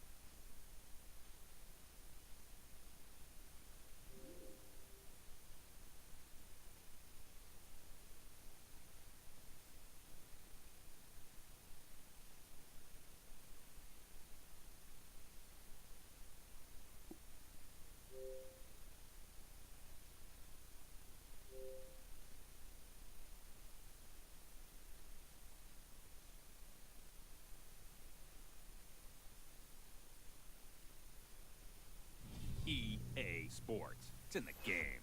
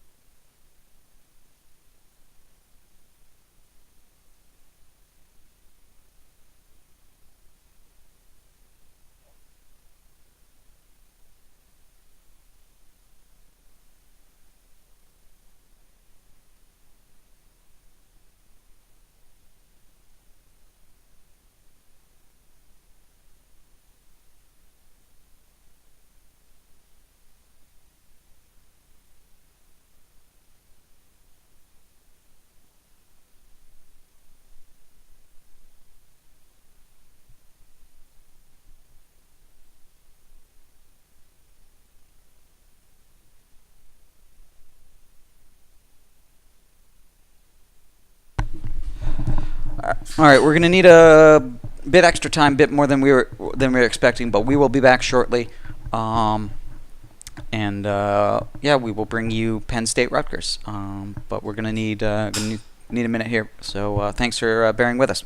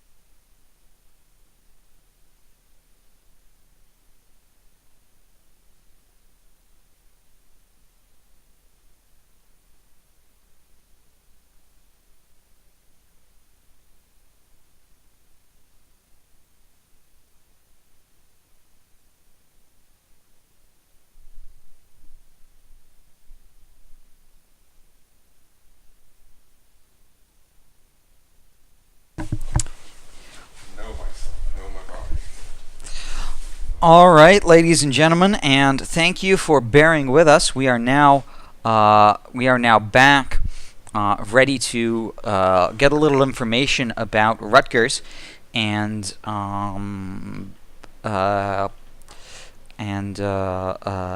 get that kicked off right shortly.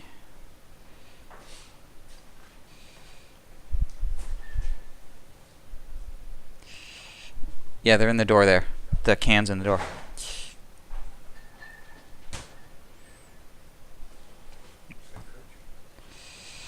Same coach as last year, yes. But it is his second year. He has 0 wins so far this season. And we will take a quick look at Rutgers' depth chart. Oh, my controller's off.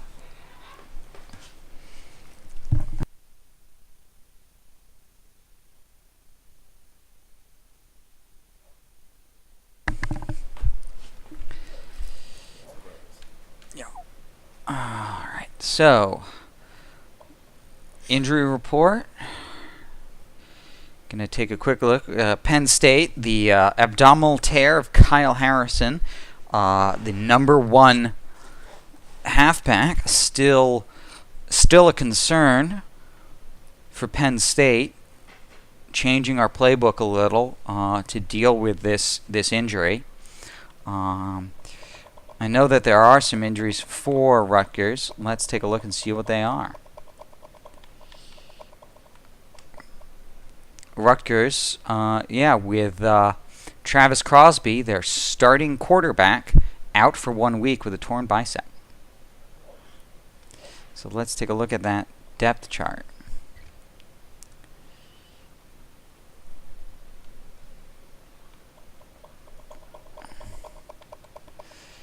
And Rutgers here. Yeah, so this 87 quarterback is out, but it brings in their 79, who is fast. 74 speed, 73 agility, 73 acceleration, 175 yards passing per game,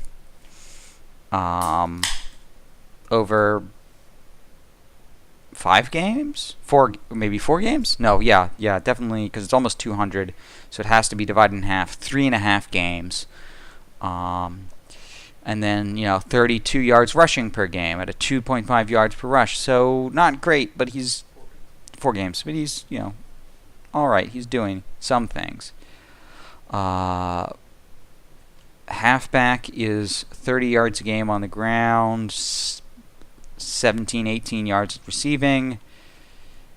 This fullback is a fantastic fullback and is getting a lot of yards per game. He's getting 50 yards a game to the fullback. They are using him, and he's catching a little bit too. Wide receivers, they're going to Tidwell for 56. They're not going to Brown. They are going to Bolin for 25 a game, but they're going to Pollock for 35 a game, which is surprising. So we're talking about... Yeah, it makes you think Brown was hurt. We're talking about Tidwell. We're talking about Pollock. And Hayden 40 yards a game. So it's primarily, the primary guys are Hayden and Tidwell with some Pollock. And tackle 77, 89, 77. Those are 2 real deficiencies.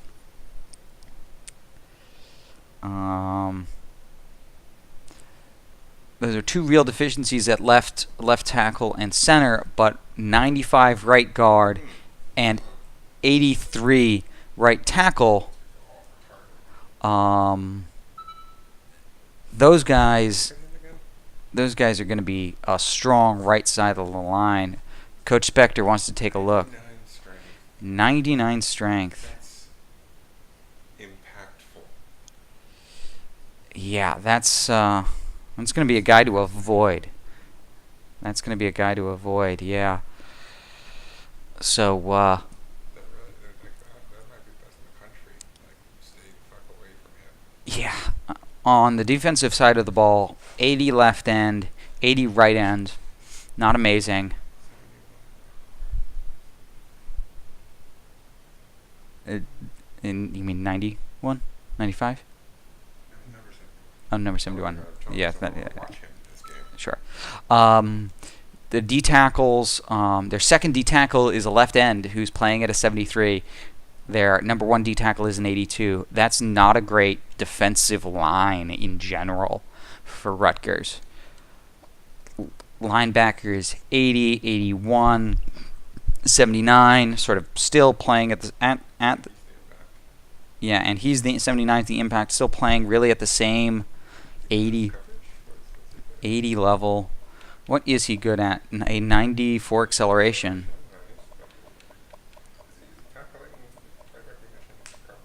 Let's see. Play recognition 8.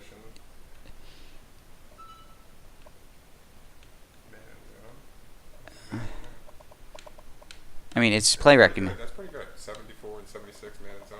Yeah, so he's a coverage guy.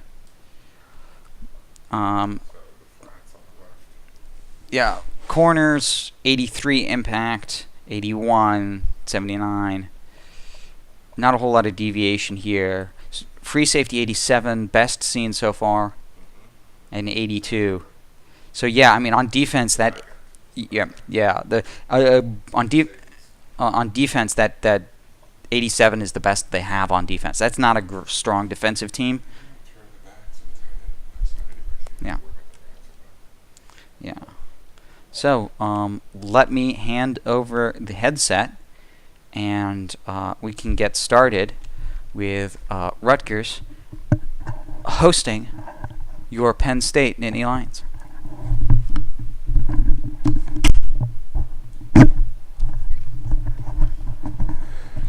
Good evening, ladies and gentlemen.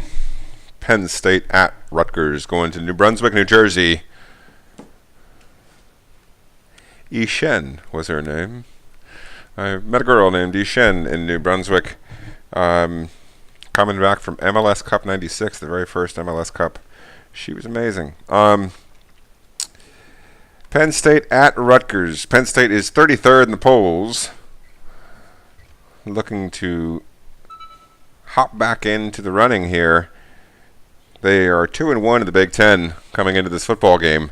This is their first divisional football game in the Big Ten East Division, as Penn State looks to take control of their own destiny.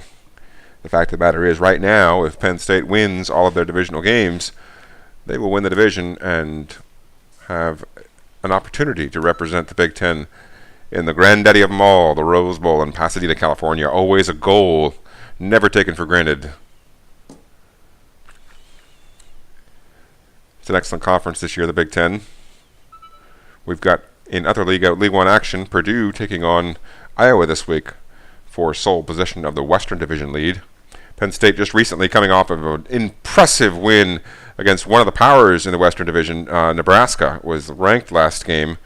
Penn State came into the game with a focus on defense that paid off in spades, with the Nittany Lions coming out with a 27-3 victory on the road in the Sea of Red. Penn State on the road once again, traveling to New Jersey. And this is going to be their opening game in the division. Welcome, Boss Bulldog. Boomer Sooner. I know that's your team. As we saw last week, they came off with a huge win. It was a top 15 battle. The Sooners here in League 1 action. We're in year 10. Year 5 in this dynasty in the online version. We were offline for the first 5. This is our 5th year online. And last week, top 15 battle, or Alabama coming up with a big win, as did your Oklahoma Sooners in the Red River War, as it used to be called, then battle, then shootout, then I suppose next year it'll be the Red River disagreement. But coinciding with the Texas State Fair, one of the biggest games in the NCAA, there were a few years in the mid-aughts where that game's winner made it to the national championship game. In our dynasty, as we said, Oklahoma came out with that win. This year, we have Penn State battling a lot of uphill fights.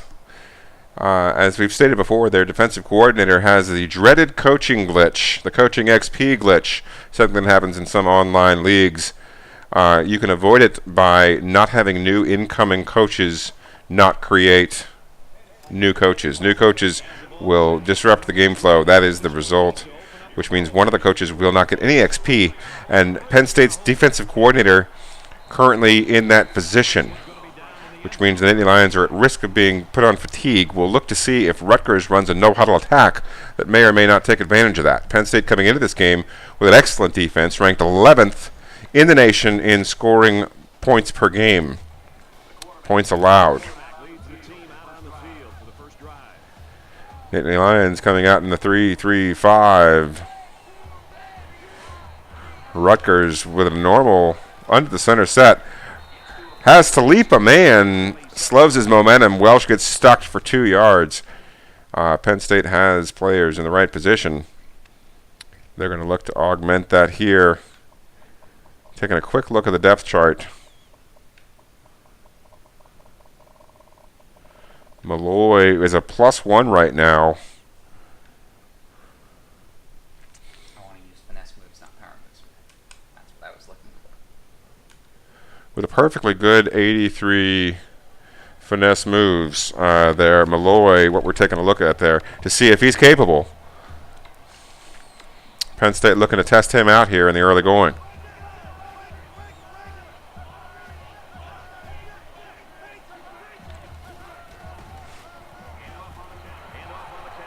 Not much to do there. The play designed to run and take advantage of the read option setup. So feet to the fire. Rutgers runs just about the most difficult play to defend there from the right end position.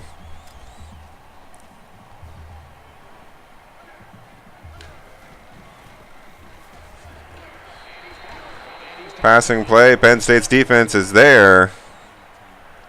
Second and inches for the instant tackle. Rutgers is running a no huddle. It'll be interesting to see what they have to offer on offense for the duration of the football game. Right there, a nice stick. Well stuffed for a loss of 2. It's going to bring up 3rd down for the Nittany Lions.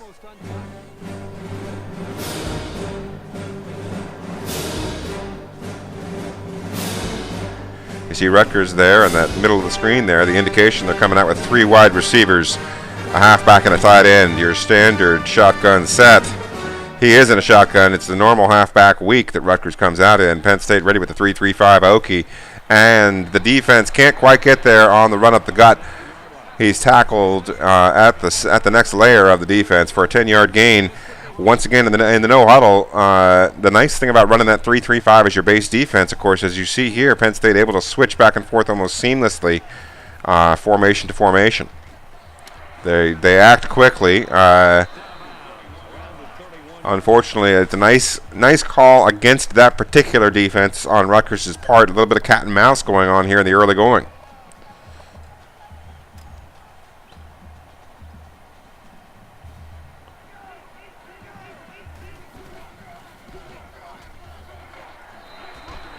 Hung up on the edge there, prevents the early tackle. He gets the positive gain, but gets hurt. One of the results of that no-huddle offense, that some of the offensive players are put at risk of injury. As you see there, some orange and yellow, or at least olive green on Penn State's behalf on defense.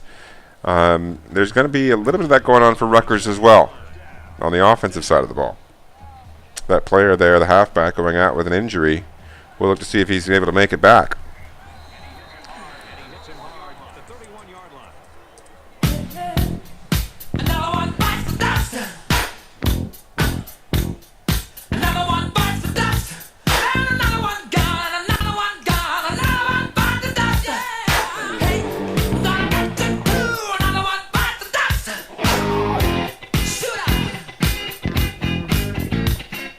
Smith able to come through the gap there on the left side of the line.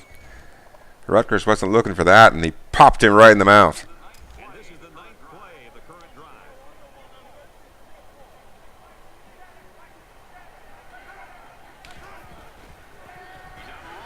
Malloy breaks through, but he runs to the right. He doesn't fumble. He's able to hold on to the ball, getting hit by multiple defenders after a long run for a quarterback. It's going to be first down, but the quarterback, you imagine, is going to have a little bit of a leak in the gas tank there. Probably running about a yellow right now, that quarterback.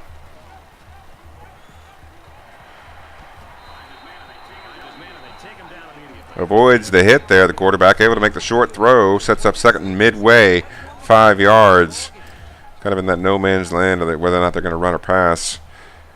Here in the early goings, unknown. Penn State lines up in a spy set. They're playing man coverage. Touchdown, Rutgers. Tidwell, the 9-yard catch. And the opening drive, as you know if you play this game with any length of time, is the hardest drive to stop. Rutgers takes it down the field here in the early going. Only 2.5 minutes into the game.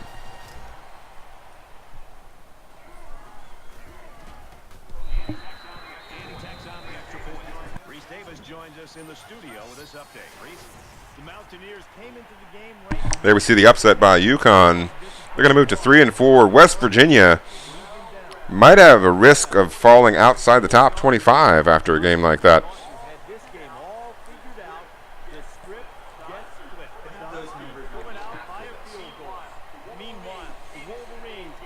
There you see Ohio State popping Illinois for 69 points. Michigan over Maryland is an important result here in the Big Ten East. Minnesota cruising in Western Division play over Northwestern. A little bit of Big Ten scores and updates there going on for the Penn State fans.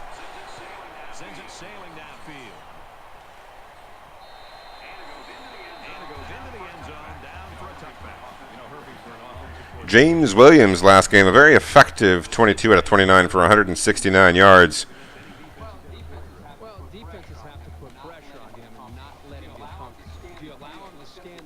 As Penn State did march after that 27-3 win over the Nebraska Cornhuskers. Rutgers coming out in the 3-4 as Penn State with a twin tight end set. So nice to up the gut. Rutgers is ready for it. It's going to be 2nd and 9. A 1-yard gain for Ernest Britt here, the backup for the Penn State Nittany Lions, following that injury to Morrison. Check that Harrison, the aforementioned halfback for Penn State, out of this game. As they come back in the twin tight end set, we'll look to see if Rutgers is ready for what they have to offer. It's a drag route, left and right side. Howell with a catch, an 11-yard gain. Shakes this week's rust off of the Penn State offense as they try to get their footing here in the early going on their opening drive.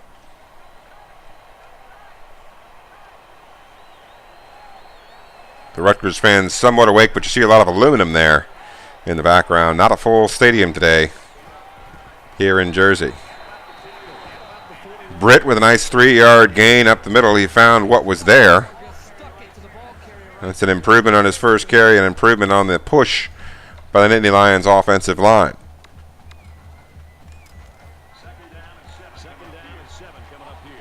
They're running 3 down linemen. They've got them tight there in the middle. It's a 3-4 still, but a little bit deformed there as you see Rutgers putting 3 defensive linemen basically over the center. Had the Z spot there, had the inside route, the stop and go. Wide receiver unable to make the catch, but a good throw by Williams. As the Nittany Lions will now face 3rd and 7 on their own 42-yard line. Coming out in the 5 wide set. The dime normal for Rutgers.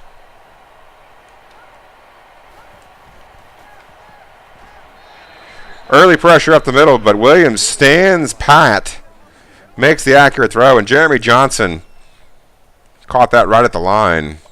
Didn't get pushed backwards and gets the first down for Penn State. That's their 2nd in a row as they approach midfield.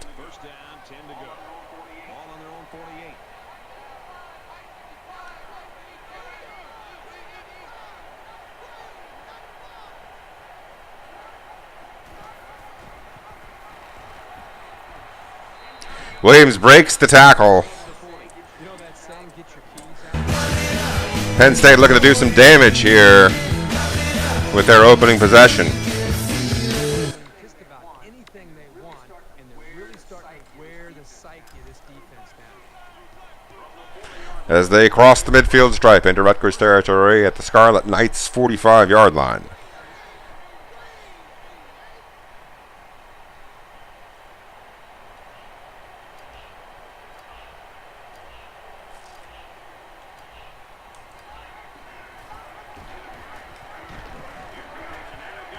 Correct decisions all around. Penn State gets the most they could have gotten out of that. A 3-yard gain. Britt staying involved in the offensive attack here in the early going. Looks like the defense is keying all over him once again. Penn State made the right decisions. The last 2 carries by Britt. He's gotten 3 yards, and they've been tough 3 yards. But solid showing so far. There's a shotgun wide trips. A little bit of Okie action there from Rutgers.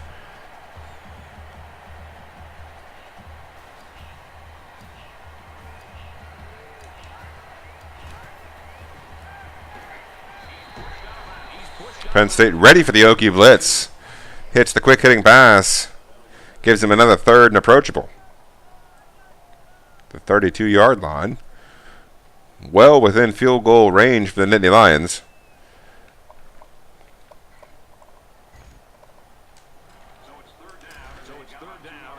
Looking to spread it out a little bit. Give him a different look here on 3rd down. Penn State comes out with a 5 wide set.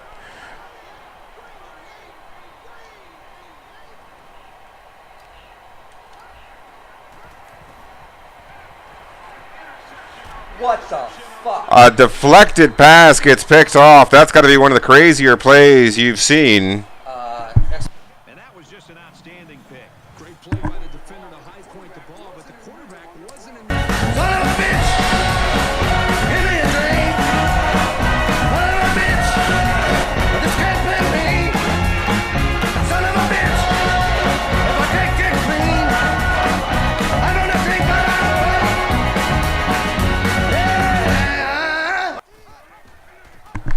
Son of a bitch is right. That's a fluky play that gives Rutgers possession. Momentum here in the early going. 1:20 and ticking off the clock as Rutgers continues with a no-huddle attack. A little bit aggressively spreading the defense of Penn State out.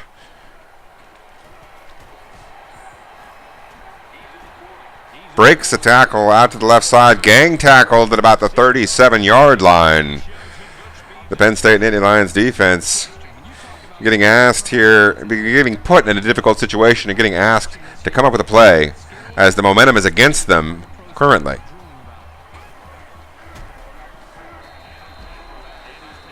Good tackle there. Welsh stopped for 4 when it could have been more. It's going to set up 2nd approachable as the Penn State defense looks to catch their breath and set up with a nice different look here. Give Rutgers something to think about.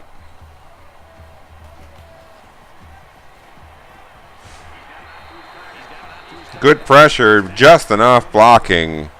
Allows Rutgers enough time to dissect that coverage there. But not an incorrect guess by the Penn State defense. They're starting to stiffen here. You can kind of sense it.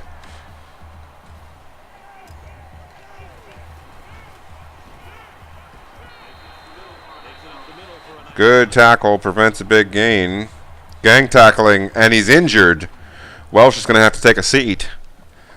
It's one of the problems with the no-huddle offense. As you know, you run 3 or 4 plays in a row, people are going to be gassed on both sides of the ball.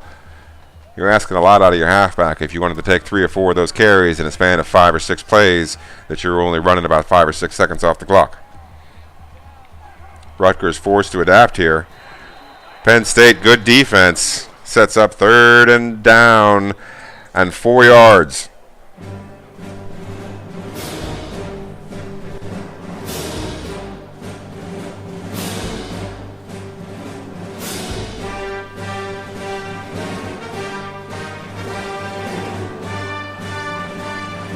Welsh will be back soon, but not for this play. Rutgers coming out with 3 wide to the left side. Penn State in the 3-3-5 stack. Gets some early pressure. Forces the throw. Able to make the play. Rutgers barely there. Bolin making the play.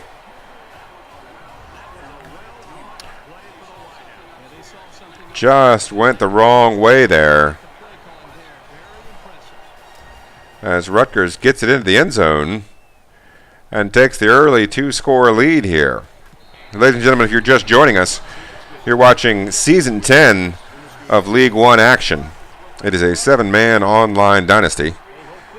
I am your commentator, Coach Spectre, coach of the Washington State Cougars, not involved in this game. This is Coach Ninja, the coach of Penn State, that I am commenting on as he takes on Rutgers, a team that always gives him difficulty. It's one of those matchup situations where you have those teams in your conference that just seem to have a good scheme against whatever it is that you're running, those teams that give you difficulty. This is one of those games. It is a road game.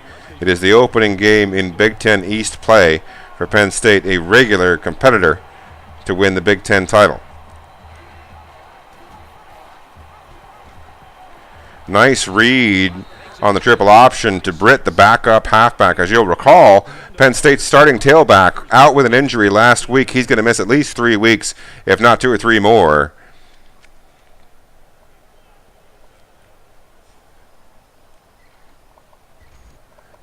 But Penn State's doing a good job of adapting here as multiple people are getting the ball. They're moving the football. Rutgers just able to break a couple of tackles in the right places at the right time. They've gotten out to an early hot start, but I have seen Penn State come back from worse situations. Nice play by Williams, gets the first down. A little bit of extra pep in their step as Penn State looks to gain a little bit of that momentum back. First and 10. Ball on the 38-yard line.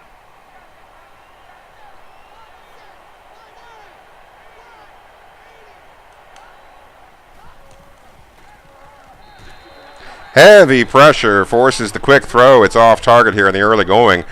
As you'll recall, if you use some of those difficult slider sets from Operation Sports, they tend to not favor your own quarterback's accuracy. That heavy pressure by Rutgers, they ran at least 7 on the blitz.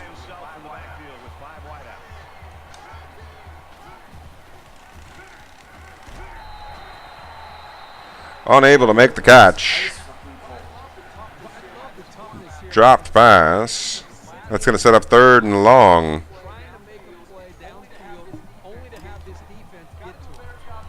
Penn State so far 1 out of 2 today on 3rd down plays.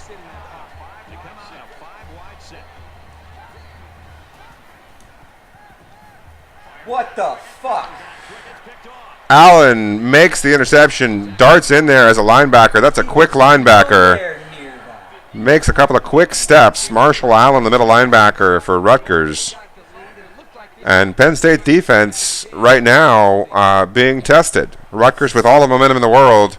The Penn State defense is going to look to stiffen here immediately. They're not going to have time or field position to think too much about what's going on. They need to react right now. They come out on an empty backfield.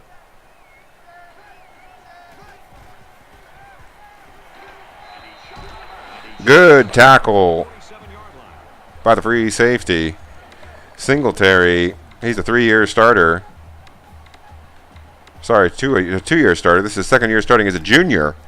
He's been a promising player for a number of years now. Starts to set the tone here for the Penn State defense. Just on the sideline, steps out of bounds, shy of the first down. A fortuitous turn of events there for the Penn State defense. They have an opportunity here on 3rd down.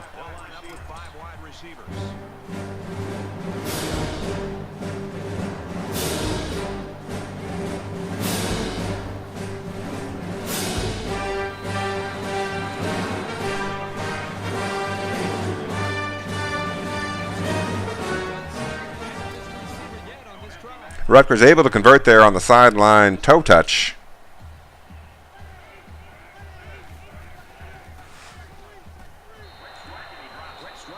Drops the pass, Calvin Thompson, and you start to see there only the 2nd incompletion there for Rutgers. He's 9 out of 11 passing, 9 out of 10 going into that play. A red-hot Rutgers passing attack. Penn State's going to look to counter that here.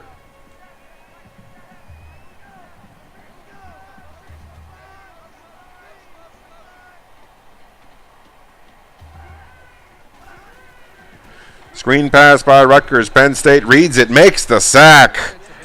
Shuts down the offense.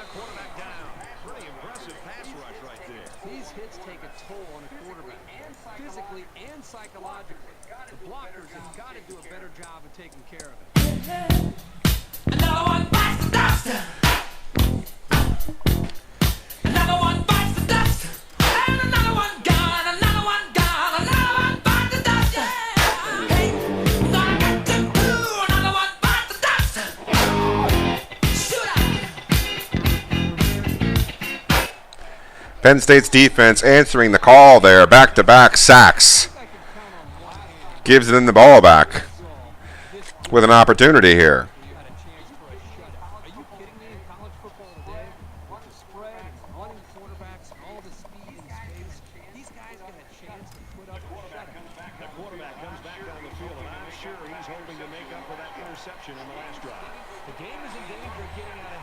Penn State in the shotgun big. Falls forward, gets 2 yards here on the first play in that series of downs. Going to make it 2nd and 8 for Penn State.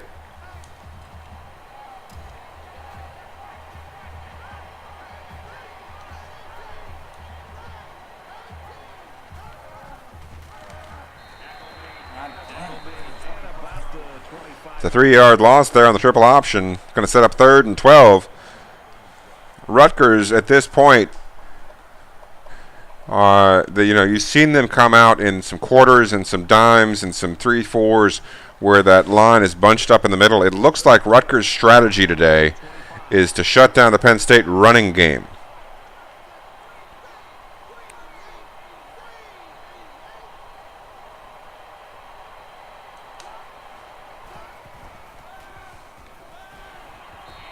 Excellent read by the quarterback. Perfect timing. Huge play by the Nittany Lions offense.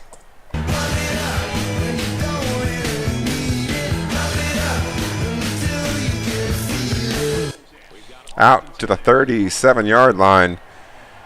Starting to see some life in the blood of Penn State.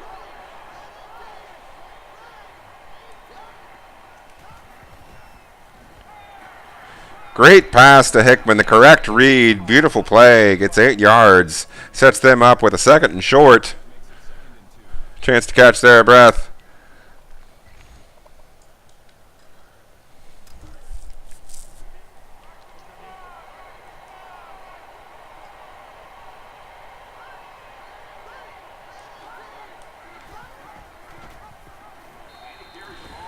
Another good read by Williams, the quarterback, and Britt rips through the Rutgers defense for 8 yards. An easy first down there. Gets the ball across the midfield stripe into Rutgers territory. That's the 3rd straight first down for the Penn State Nittany Lions.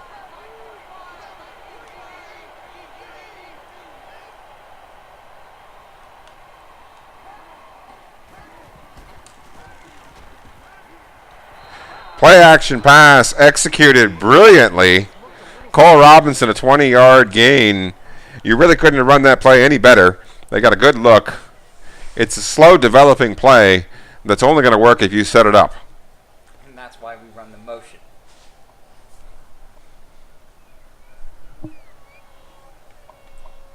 As you see 61, the left guard there for Penn State, getting into the orange territory as Penn State crosses over the 30-yard line down to the 28. It's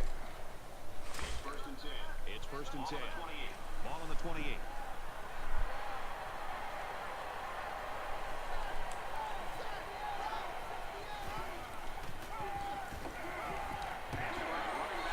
Out to Britt, out of the backfield, eludes the first tackler, gets 8 yards off the play, an extra 2 after the catch. Going to set up Penn State with good down and distance situation on the right hash mark in the red zone.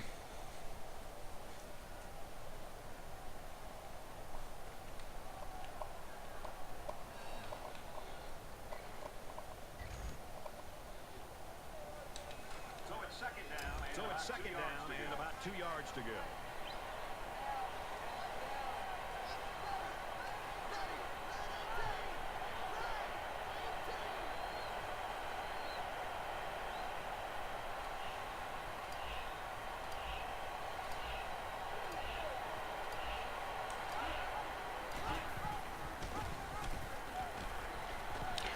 You knew that play was going to have a lot of success when you got to the line of scrimmage and Penn State waited it out. They weren't in any rush. They were studied. They were reading the defense. They were giving their linemen a rest. They were preventing Rutgers from guessing when the ball was going to be snapped and jumping it. Very patient play there by Penn State. Probably their best play on offense today so far.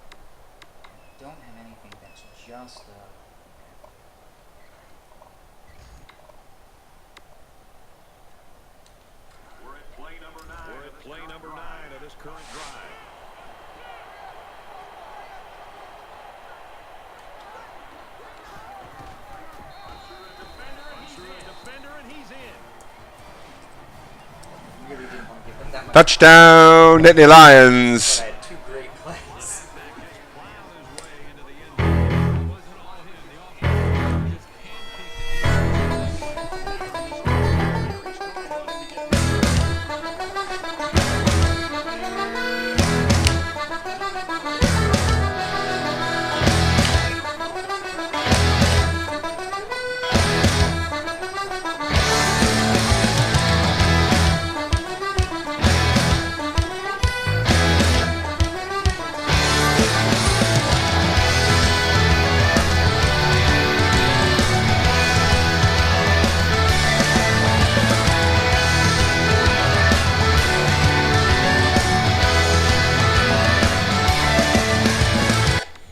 An excellent drive there by Penn State. You could tell that was a studied drive. They were not in any rush. They didn't panic. They executed brilliantly. Those are tough drives to execute when all the momentum is against you. This game, momentum very much plays a factor, plays a role. It has a heavy, heavy effect on the way that players perform on either side of the football. So they climbed the mountain there on that last drive, put themselves in a position. They didn't try to rush it there at the end. You could have been tempted to go for what they call the double, to try to get a quick score and get a stop and get another score, get greedy, try to tie this thing up before the half. But they paid that no mind. They were all about execution, and I think that's what they needed as they pulled within 7 here and looked to contain the Rutgers offense. 1:34 remaining here in the first half. You got to figure that Rutgers is going to be in their 2-minute drill. They're aware that there's only 1:34 remaining as well. And, of course, as you know, the computer tends to react aggressively to in-game situations. Makes the catch, but tackled immediately. Short of the first down is going to keep the clock moving. Rutgers will continue with their no-huddle offense. Thompson, 12 out of 14 for only 87 yards. High completion percentage for low yardage plays. Rutgers content to throw it short today. Out to the outside, pushed out of bounds after a 6-yard gain. The scorer of the first touchdown, Keith Boland, makes the catch that converts the first down out to the 49-yard line, right near the midfield stripe. Rutgers with the lead in the football.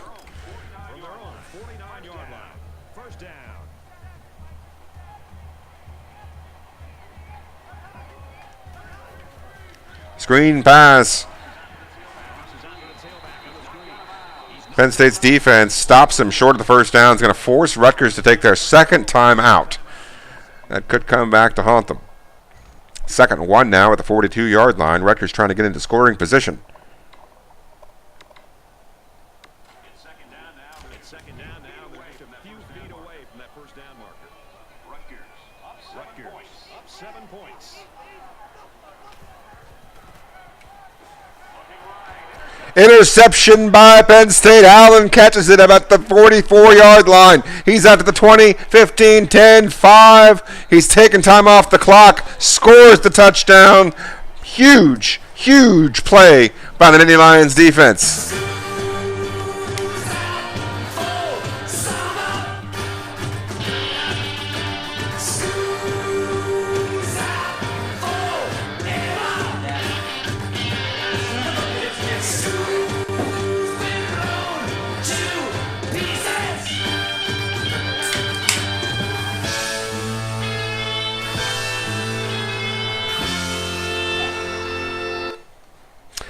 .32, that's the kid. That's the kid. He's either a freshman or a sophomore. I think he's a redshirt freshman, 83. His first year starting. That's his biggest play of the year by far. Who is he? He's a corner? Penn State now going to find out the name of the football player who just made one hell of a play. A young up-and-comer for the Penn State defense. There he is, number 32, freshman, redshirt freshman, DJ Allen. That's pretty good at 83. That tells you he came in as a 78 or 79. And pretty good awareness there for a kid. Lacking a little bit of agility, but he makes up for it with some decent awareness. As well as, I'm sure, there it is, 92-92 coverage with 89 play recognition. He certainly recognized what Rutgers was trying to do on that play, reacted quickly with his good coverage, and winds up in the end zone. He played his zone fantastic. Celebrating 6 points for the Nittany Lions defense. Nice kick, plenty of distance. This one's going to be down in the end zone for a touchdown. That's going to give Penn State the edge and momentum. We'll look to see how it affects their defensive play. If that means that they're able to stop the bleeding and hold the Rutgers offense out of the end zone this time. Let's see how the defense responds now, coming off that big play just a moment ago. This quarterback needs to be a little bit more careful because this defense is excellent on capitalizing off of mistakes. Rutgers back to pass. Stuffed after a 2-yard gain. Lucky to get that, it looked like. Penn State all over that play. Tie ball game here. 36-35 seconds remaining. Second and long. Rutgers is going to try to take the time off the clock here.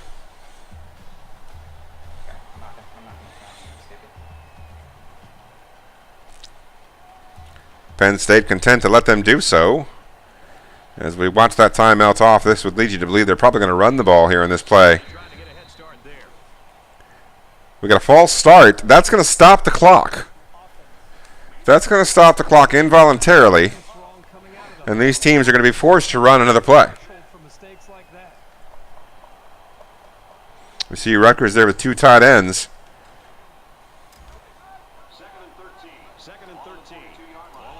Play clock melts down to 10 seconds, leads you to believe that they're content to run this ball once again.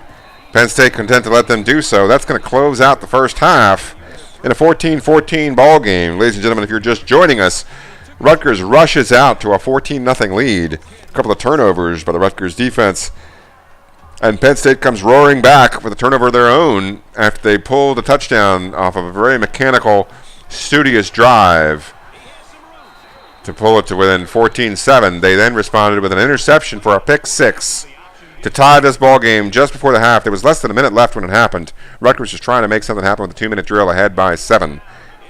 And that pick 6 turned this game on its head. The Nittany Lions will jog off the field, happy to get to the locker room in a tie ball game. 14-14 at the half.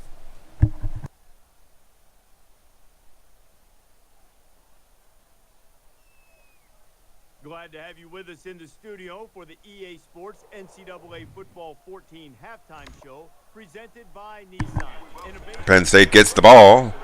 Whatever your coach wants to hear. Rutgers kicks it off. Catches it up to 2. Up to the 20, out to the 28-yard line, where Penn State will take over on offense with a chance to take the lead for the first time today.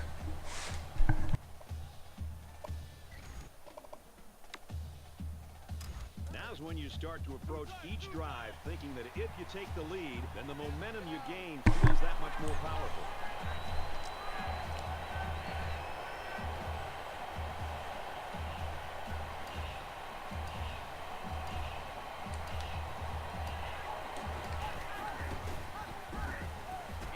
Triple option up the gut. Britt makes the play. About a 14-yard gain there. Rips through the Rutgers defense. He's got 7 for 53. It's a good yards per carry average across the midfield stripe into Rutgers territory, just outside field goal range. From the 49-yard line, first down.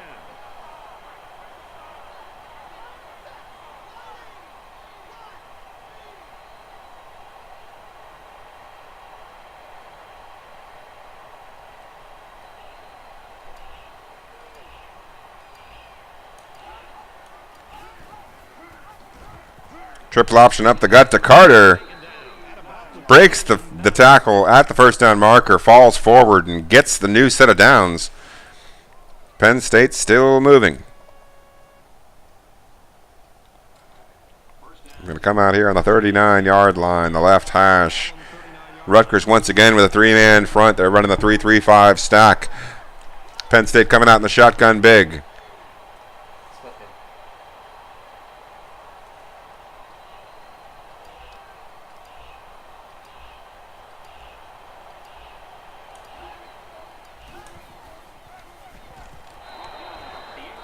Clutch throw into a tight window. Williams had to be accurate. He was supremely accurate. Robinson making the catch in traffic.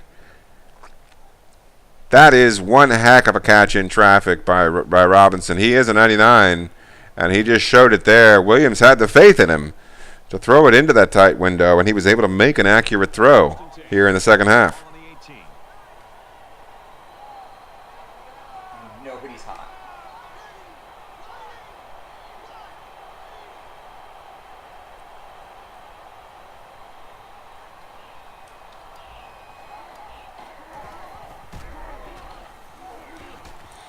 Williams splits the difference, makes the pitch. Britt unable to add any more to it. Williams had 9, and Britt was able to keep it at 9. It's going to be 2nd and 1 from the 9-yard line. That's set up, but I'm not using that right now. Short yardage situation here. It's 2nd down and 1.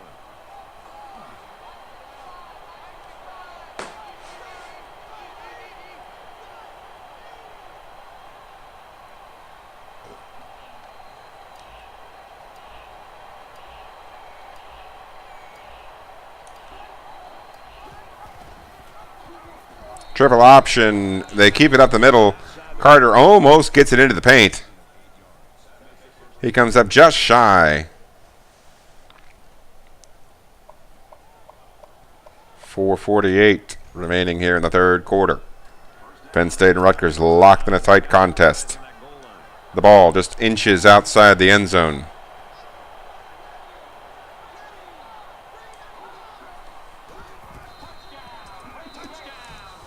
Touchdown, Nittany Lions. They take the lead. 20-14. A monster play. Everybody get up, it's time to slam now. We got the real jam going down. Welcome to the Space Jam. Here's your chance, do your dance at the Space Jam. All right. A nice 6-play, 74-yard drive, and they get it in for 7. Boy, this offense right now. He beat you to it with the Space Jam, which is great. Space Jam. Penn State scores a touchdown against the Monstars of Rutgers. It's worth noting that I intentionally called that. Normally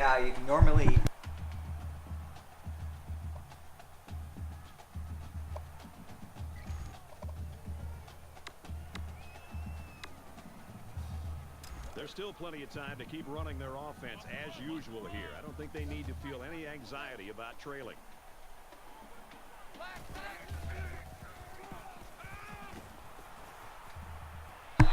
Almost sacked there.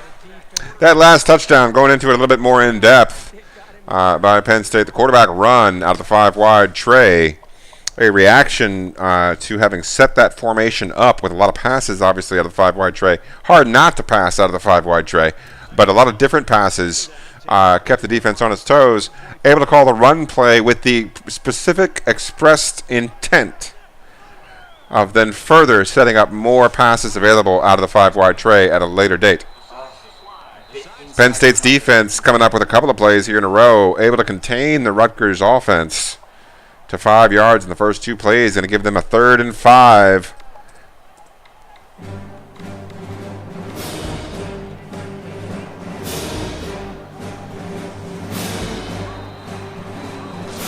Caught, but stopped short. The Nittany Lions defense stuffing the Rutgers offense. They're going to get the ball back here late in the 3rd quarter. 3:50 and counting. An opportunity to take a 2-score lead.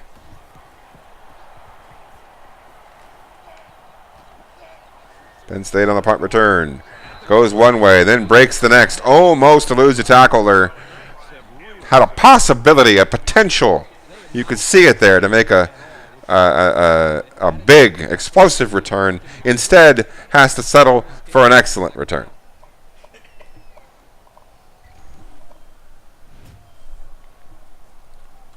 ran the ball very well on their last drive, and it resulted in 6. Penn State is up a score.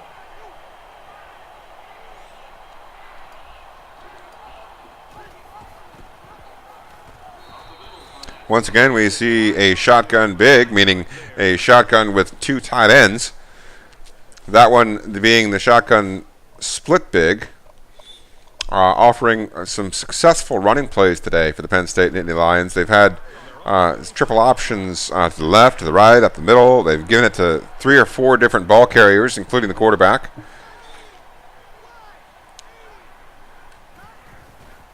And since the early going, have recovered from the early turnovers to play what you would characterize as a smart brand of football. Getting the first down now into Rutgers territory. Penn State hoping to extend this lead. It's first down.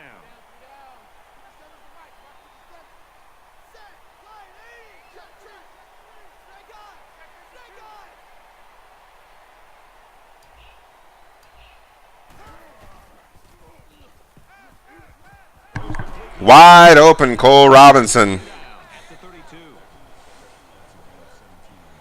He's got 4 for 71 today. He's averaging almost 18 yards a catch. He got about 18 there.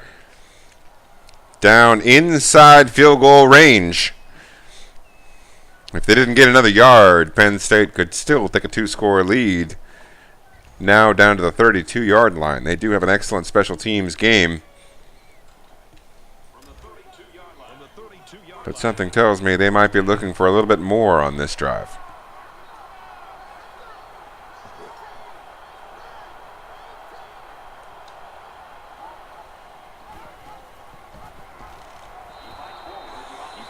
Another good play by Williams. He shows his elusiveness there, able to avoid the tackle for a couple of extra yards.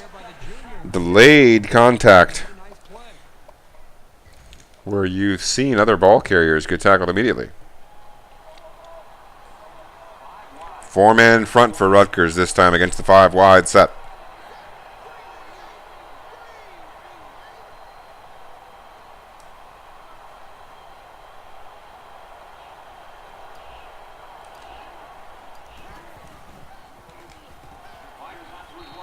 Makes the play. Hickman, his catching ability was so good that he was able to make the play in such a way as to also not only make the catch, but create separation. That enabled him to gain an extra couple of yards up the field. And instead of 3rd and 3, we're looking at 3rd and 1. It's 3rd down, and this offense is about 3 feet away from that first down marker. Penn State is up by a touchdown.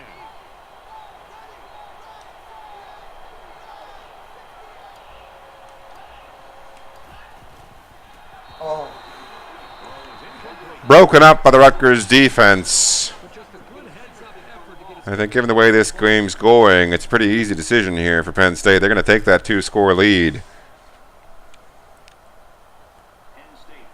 gladly if they can make this kick.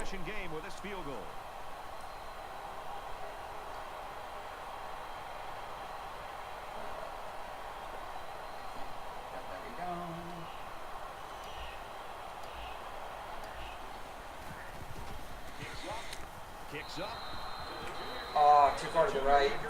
Misses the kick just wide right. You see it there on the replay. It maybe a paper clip's distance away from pinging the bar. It goes wide at the target, and Rutgers, still only down by 7, going to take the ball over here with 1 minute remaining in the game. 1 minute remaining in the third quarter. Huge difference there, given the way that Penn State has now proven that they are able to move the ball. And you don't like to have come away from that drive with no points, but of course the last three drives, the last 4 drives by Penn State, they've been able to move the ball right down the field. So got to give you a little bit of confidence, a little bit of faith in their situation, considering that they still have the lead in this football game, and their defense is playing top-notch football. Yeah, the defense is all high.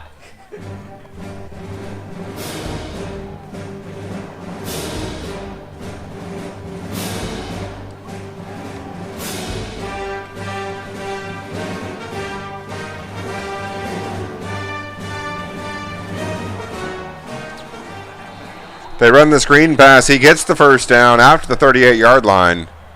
Rutgers able to extend the drive. 20 seconds remaining in the third quarter.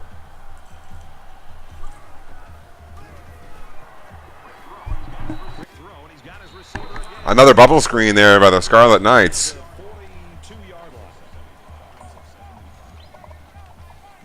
That sets up what should be the last play of the third quarter. The clock showing 16 and counting down.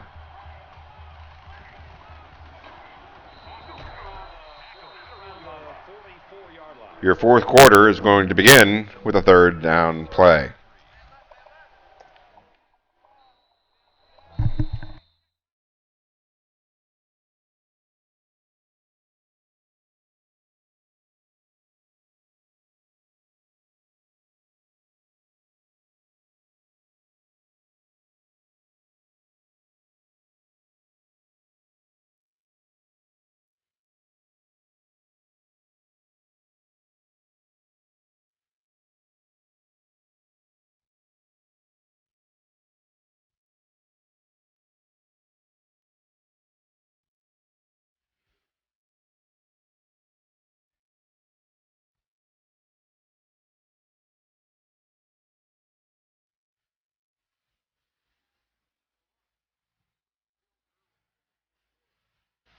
Huge sack. Guess who? The right end, Greg Malloy, coming up with a huge play. That's going to get the ball back to the Nittany Lions here in the early going of the fourth quarter.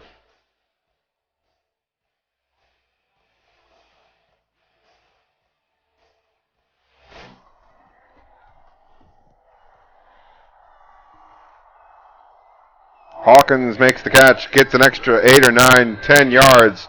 They're going to call it 8. Going to set up Penn State with the ball at the 30-yard line, 29-yard line. Penn State with the ball and the lead. 6:29 remaining in the ball game.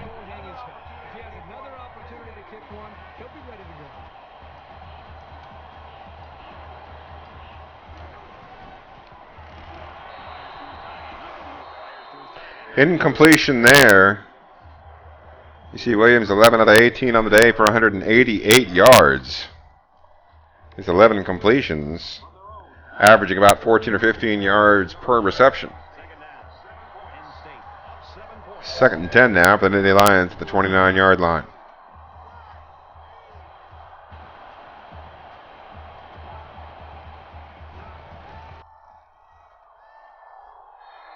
Cole Robinson, a big catch across the midfield stripe. That's a big play. It's going to get Robinson 5 catches for 94 yards, out almost to 100 yards. A clutch play there by the Penn State offense. Going to take the ball across the midfield stripe, give them a first down with 6:20 remaining and a 7-point lead.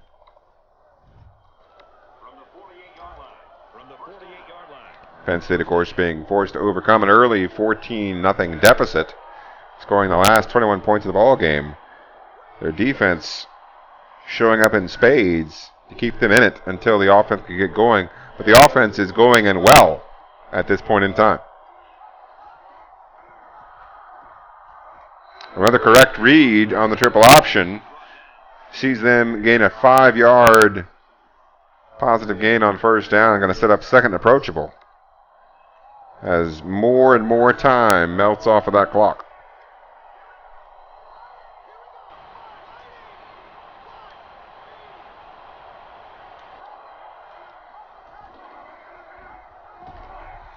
Britt up the middle, breaks the tackle. Huge gain down inside the 20-yard line.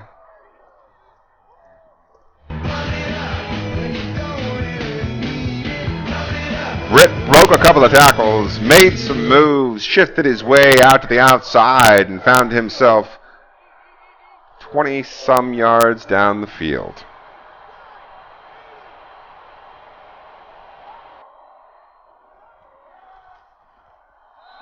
Williams back to pass. Robinson over the middle. Touchdown, Nittany Lions.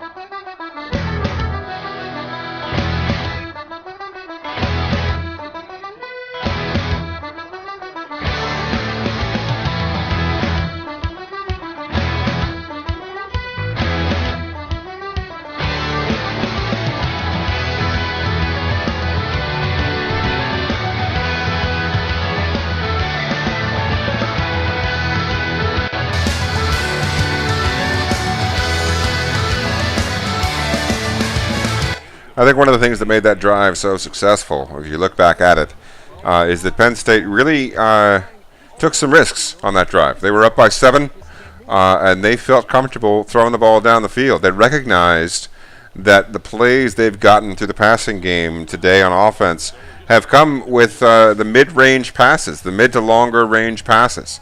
That's where Rutgers has given them opportunities on defense, and so that's what they exploited on that last drive. But it required a little bit of faith in the offense. It required Penn State, who had a couple of early turnovers, to say that this is what they need to do.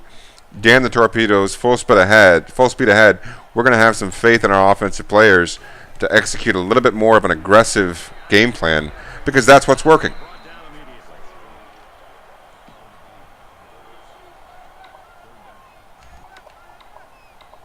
As you see defensively, Penn State, another gang tackle. That's not been in doubt so far today, the Penn State defense.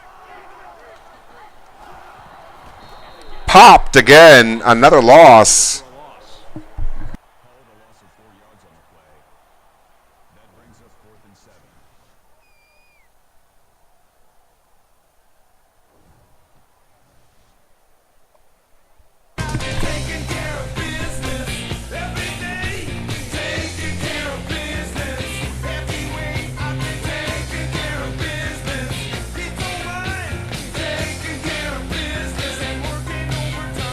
The 3-and-out at just the right time. The Penn State Nittany Lions defense coming up big to hold the Rutgers offense to a 3-and-out with 4:10 remaining. Penn State holding a 2-score lead.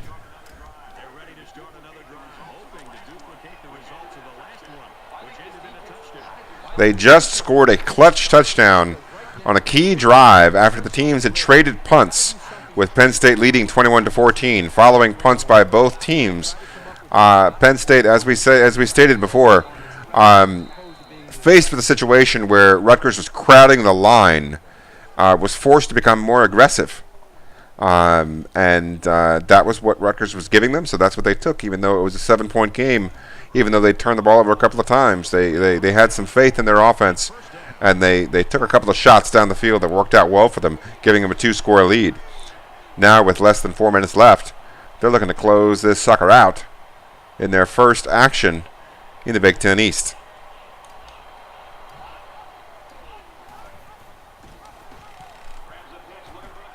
Excellently timed. They've been running the triple option all day with great success. Whether it's up the middle to the outside, to the halfback, to the fullback, up the gut, to the quarterback keeper, they've made good decisions on the triple option. You know, Penn State has had a lot of success with the read option through the years. Triple option, of course, that next level of option play.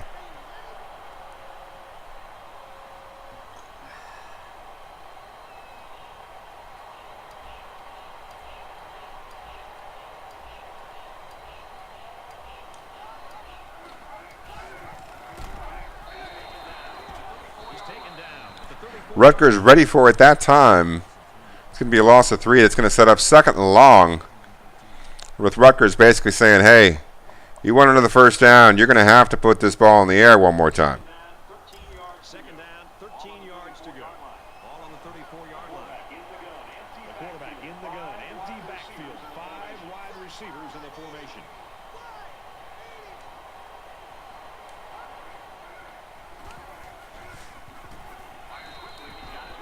Makes the catch. Perfectly thrown ball to Howell.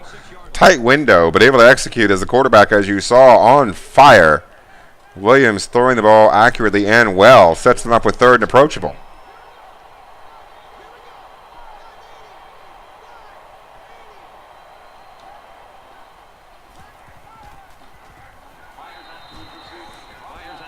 Another tight window, another tough catch, another first down. And Williams looking about as good as possible right now.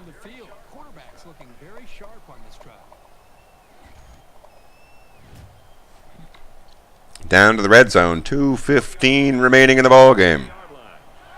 You see there at the bottom of the screen, 19-10 in first downs. Penn State's had the run of play for the most part since falling down to a 14-0 early deficit.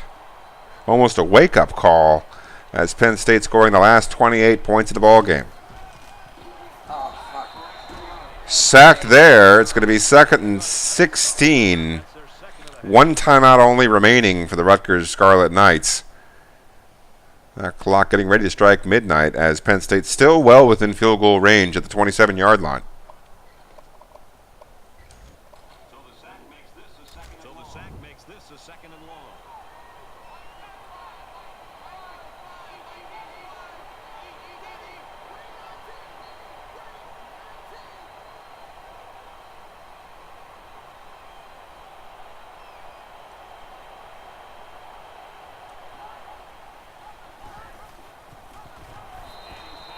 Williams on the quarterback keeper on the read option. The safe play sets up 3rd and 13. As you'll recall, last year this was a 45-42 ball game that Penn State struggled to win at home against a very game Rutgers team. This is one of those games that causes matchup problems and scheme problems. And I think it's safe to say, given the fact that Rutgers raced out to that early lead and that Penn State had their work cut out for them with a 14-point deficit, you have to consider quarters 2, 3, and 4 as really setting the stage for the second half of Penn State's season. They had a couple of early stumbles in the season. They had a couple of early stumbles in this game. And just like this game, their season has shown you that they have a lot of resilience. No matter what happens here, Penn State's going to come away from this game in a good position in the division. The field goal now stretches the lead to 17 points. We're talking about a good position here for Penn State.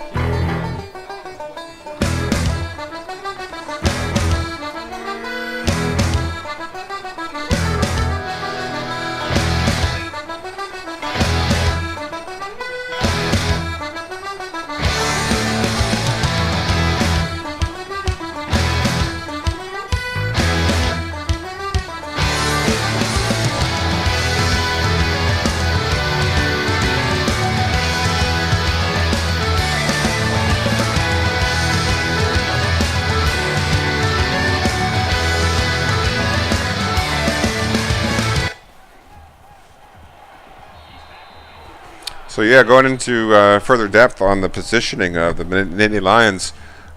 Once again, they are in good position in the conference, good position in the division. This game is going to move them to 3-1 in Big Ten play. They had to answer the bell against a tough opponent who always gives them fits. They responded well, and you look for them to continue their upward trend as they move through the rest of their schedule. They try to navigate Big Ten play. A lot of tough opposition in this conference. This is one of the conferences that's consistently in the top 2 or 3 conferences in the country, and this year no exception. Interception again. DJ Allen, his second interception of the day. That was a tight, tough catch.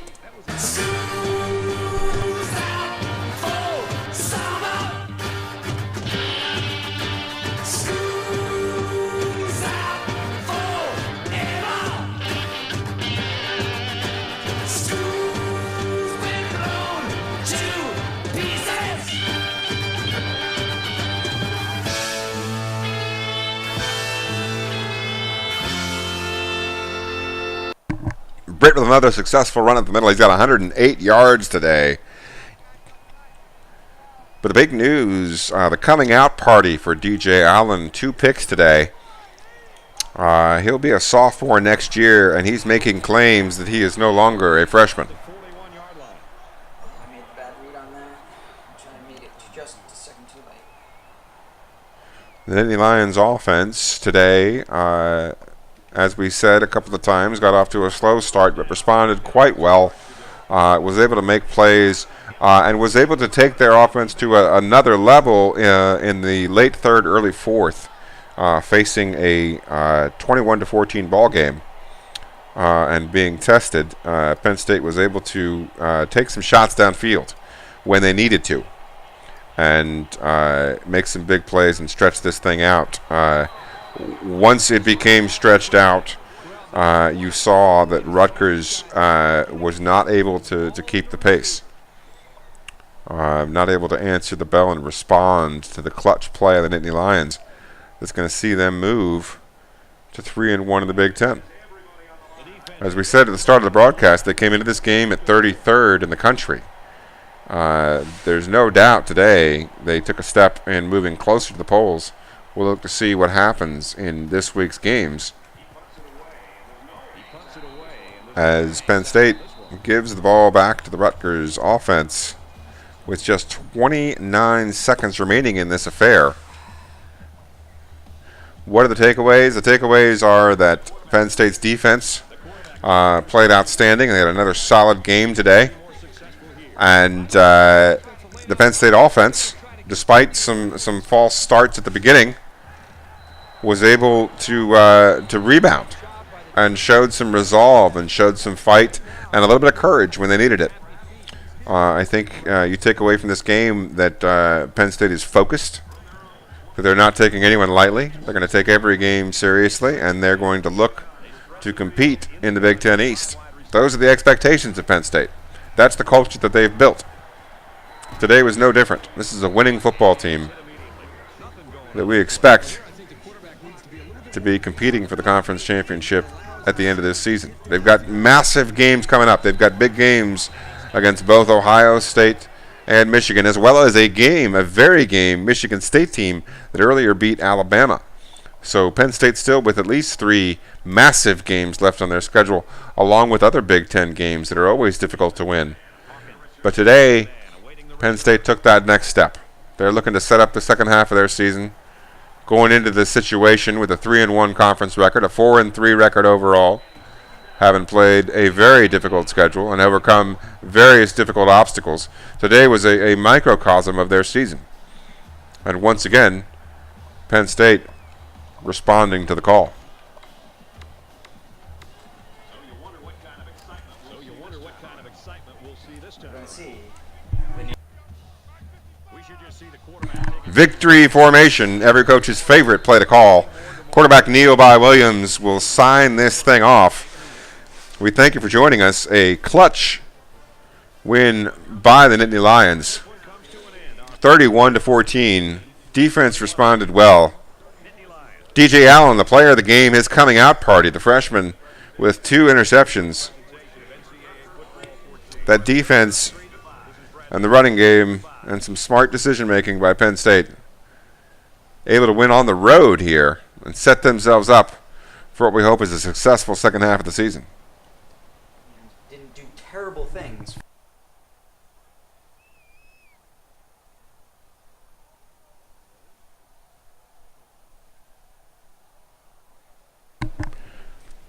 Once again, thank you for joining us. We hope you join us next week, Friday nights, the time and place on this Twitch channel. League One action. Next week, Washington State on a bye, but Penn State with a fairly big football game. We're going to take a look and see next week's schedule right here. As you see, Texas crushing Baylor. Might knock the Bears out of the polls, and NC State upsetting Florida State. A lot of upsets this week. Good news for the Nittany Lions as they hope to get back into the rankings. Taking a look at next week's schedule for League One action. Sees, as we stated, Washington State on a bye, and Penn State facing off against Maryland. The Terrapins coming up with a win last year at Maryland. An upset of Penn State where they got multiple third down conversions. They gave Penn State all they can handle. They beat them, in fact. This will be a revenge game as Penn State hosts the Terrapins, looking to go 4-1 in the Big Ten. Terrapins coming off a win this week will enter that game at 3-4, 2-2 in conference play. Check that, a loss. They had a game appearance against Michigan, but they did in fact lose that game. I got my teams confused. Maryland's going to come into the game at 2-5, but were able to play number 1 Michigan in a competitive manner for a long time. So they're going to be a battle. As we stated, they did in fact beat Penn State last year. But this is a different Penn State football team. This is a different year. This is a resilient football team, as you just saw in their game here against Rutgers. So it'll be exciting action next week in League One. Thank you once again for joining us. We hope you'll join us next Friday night.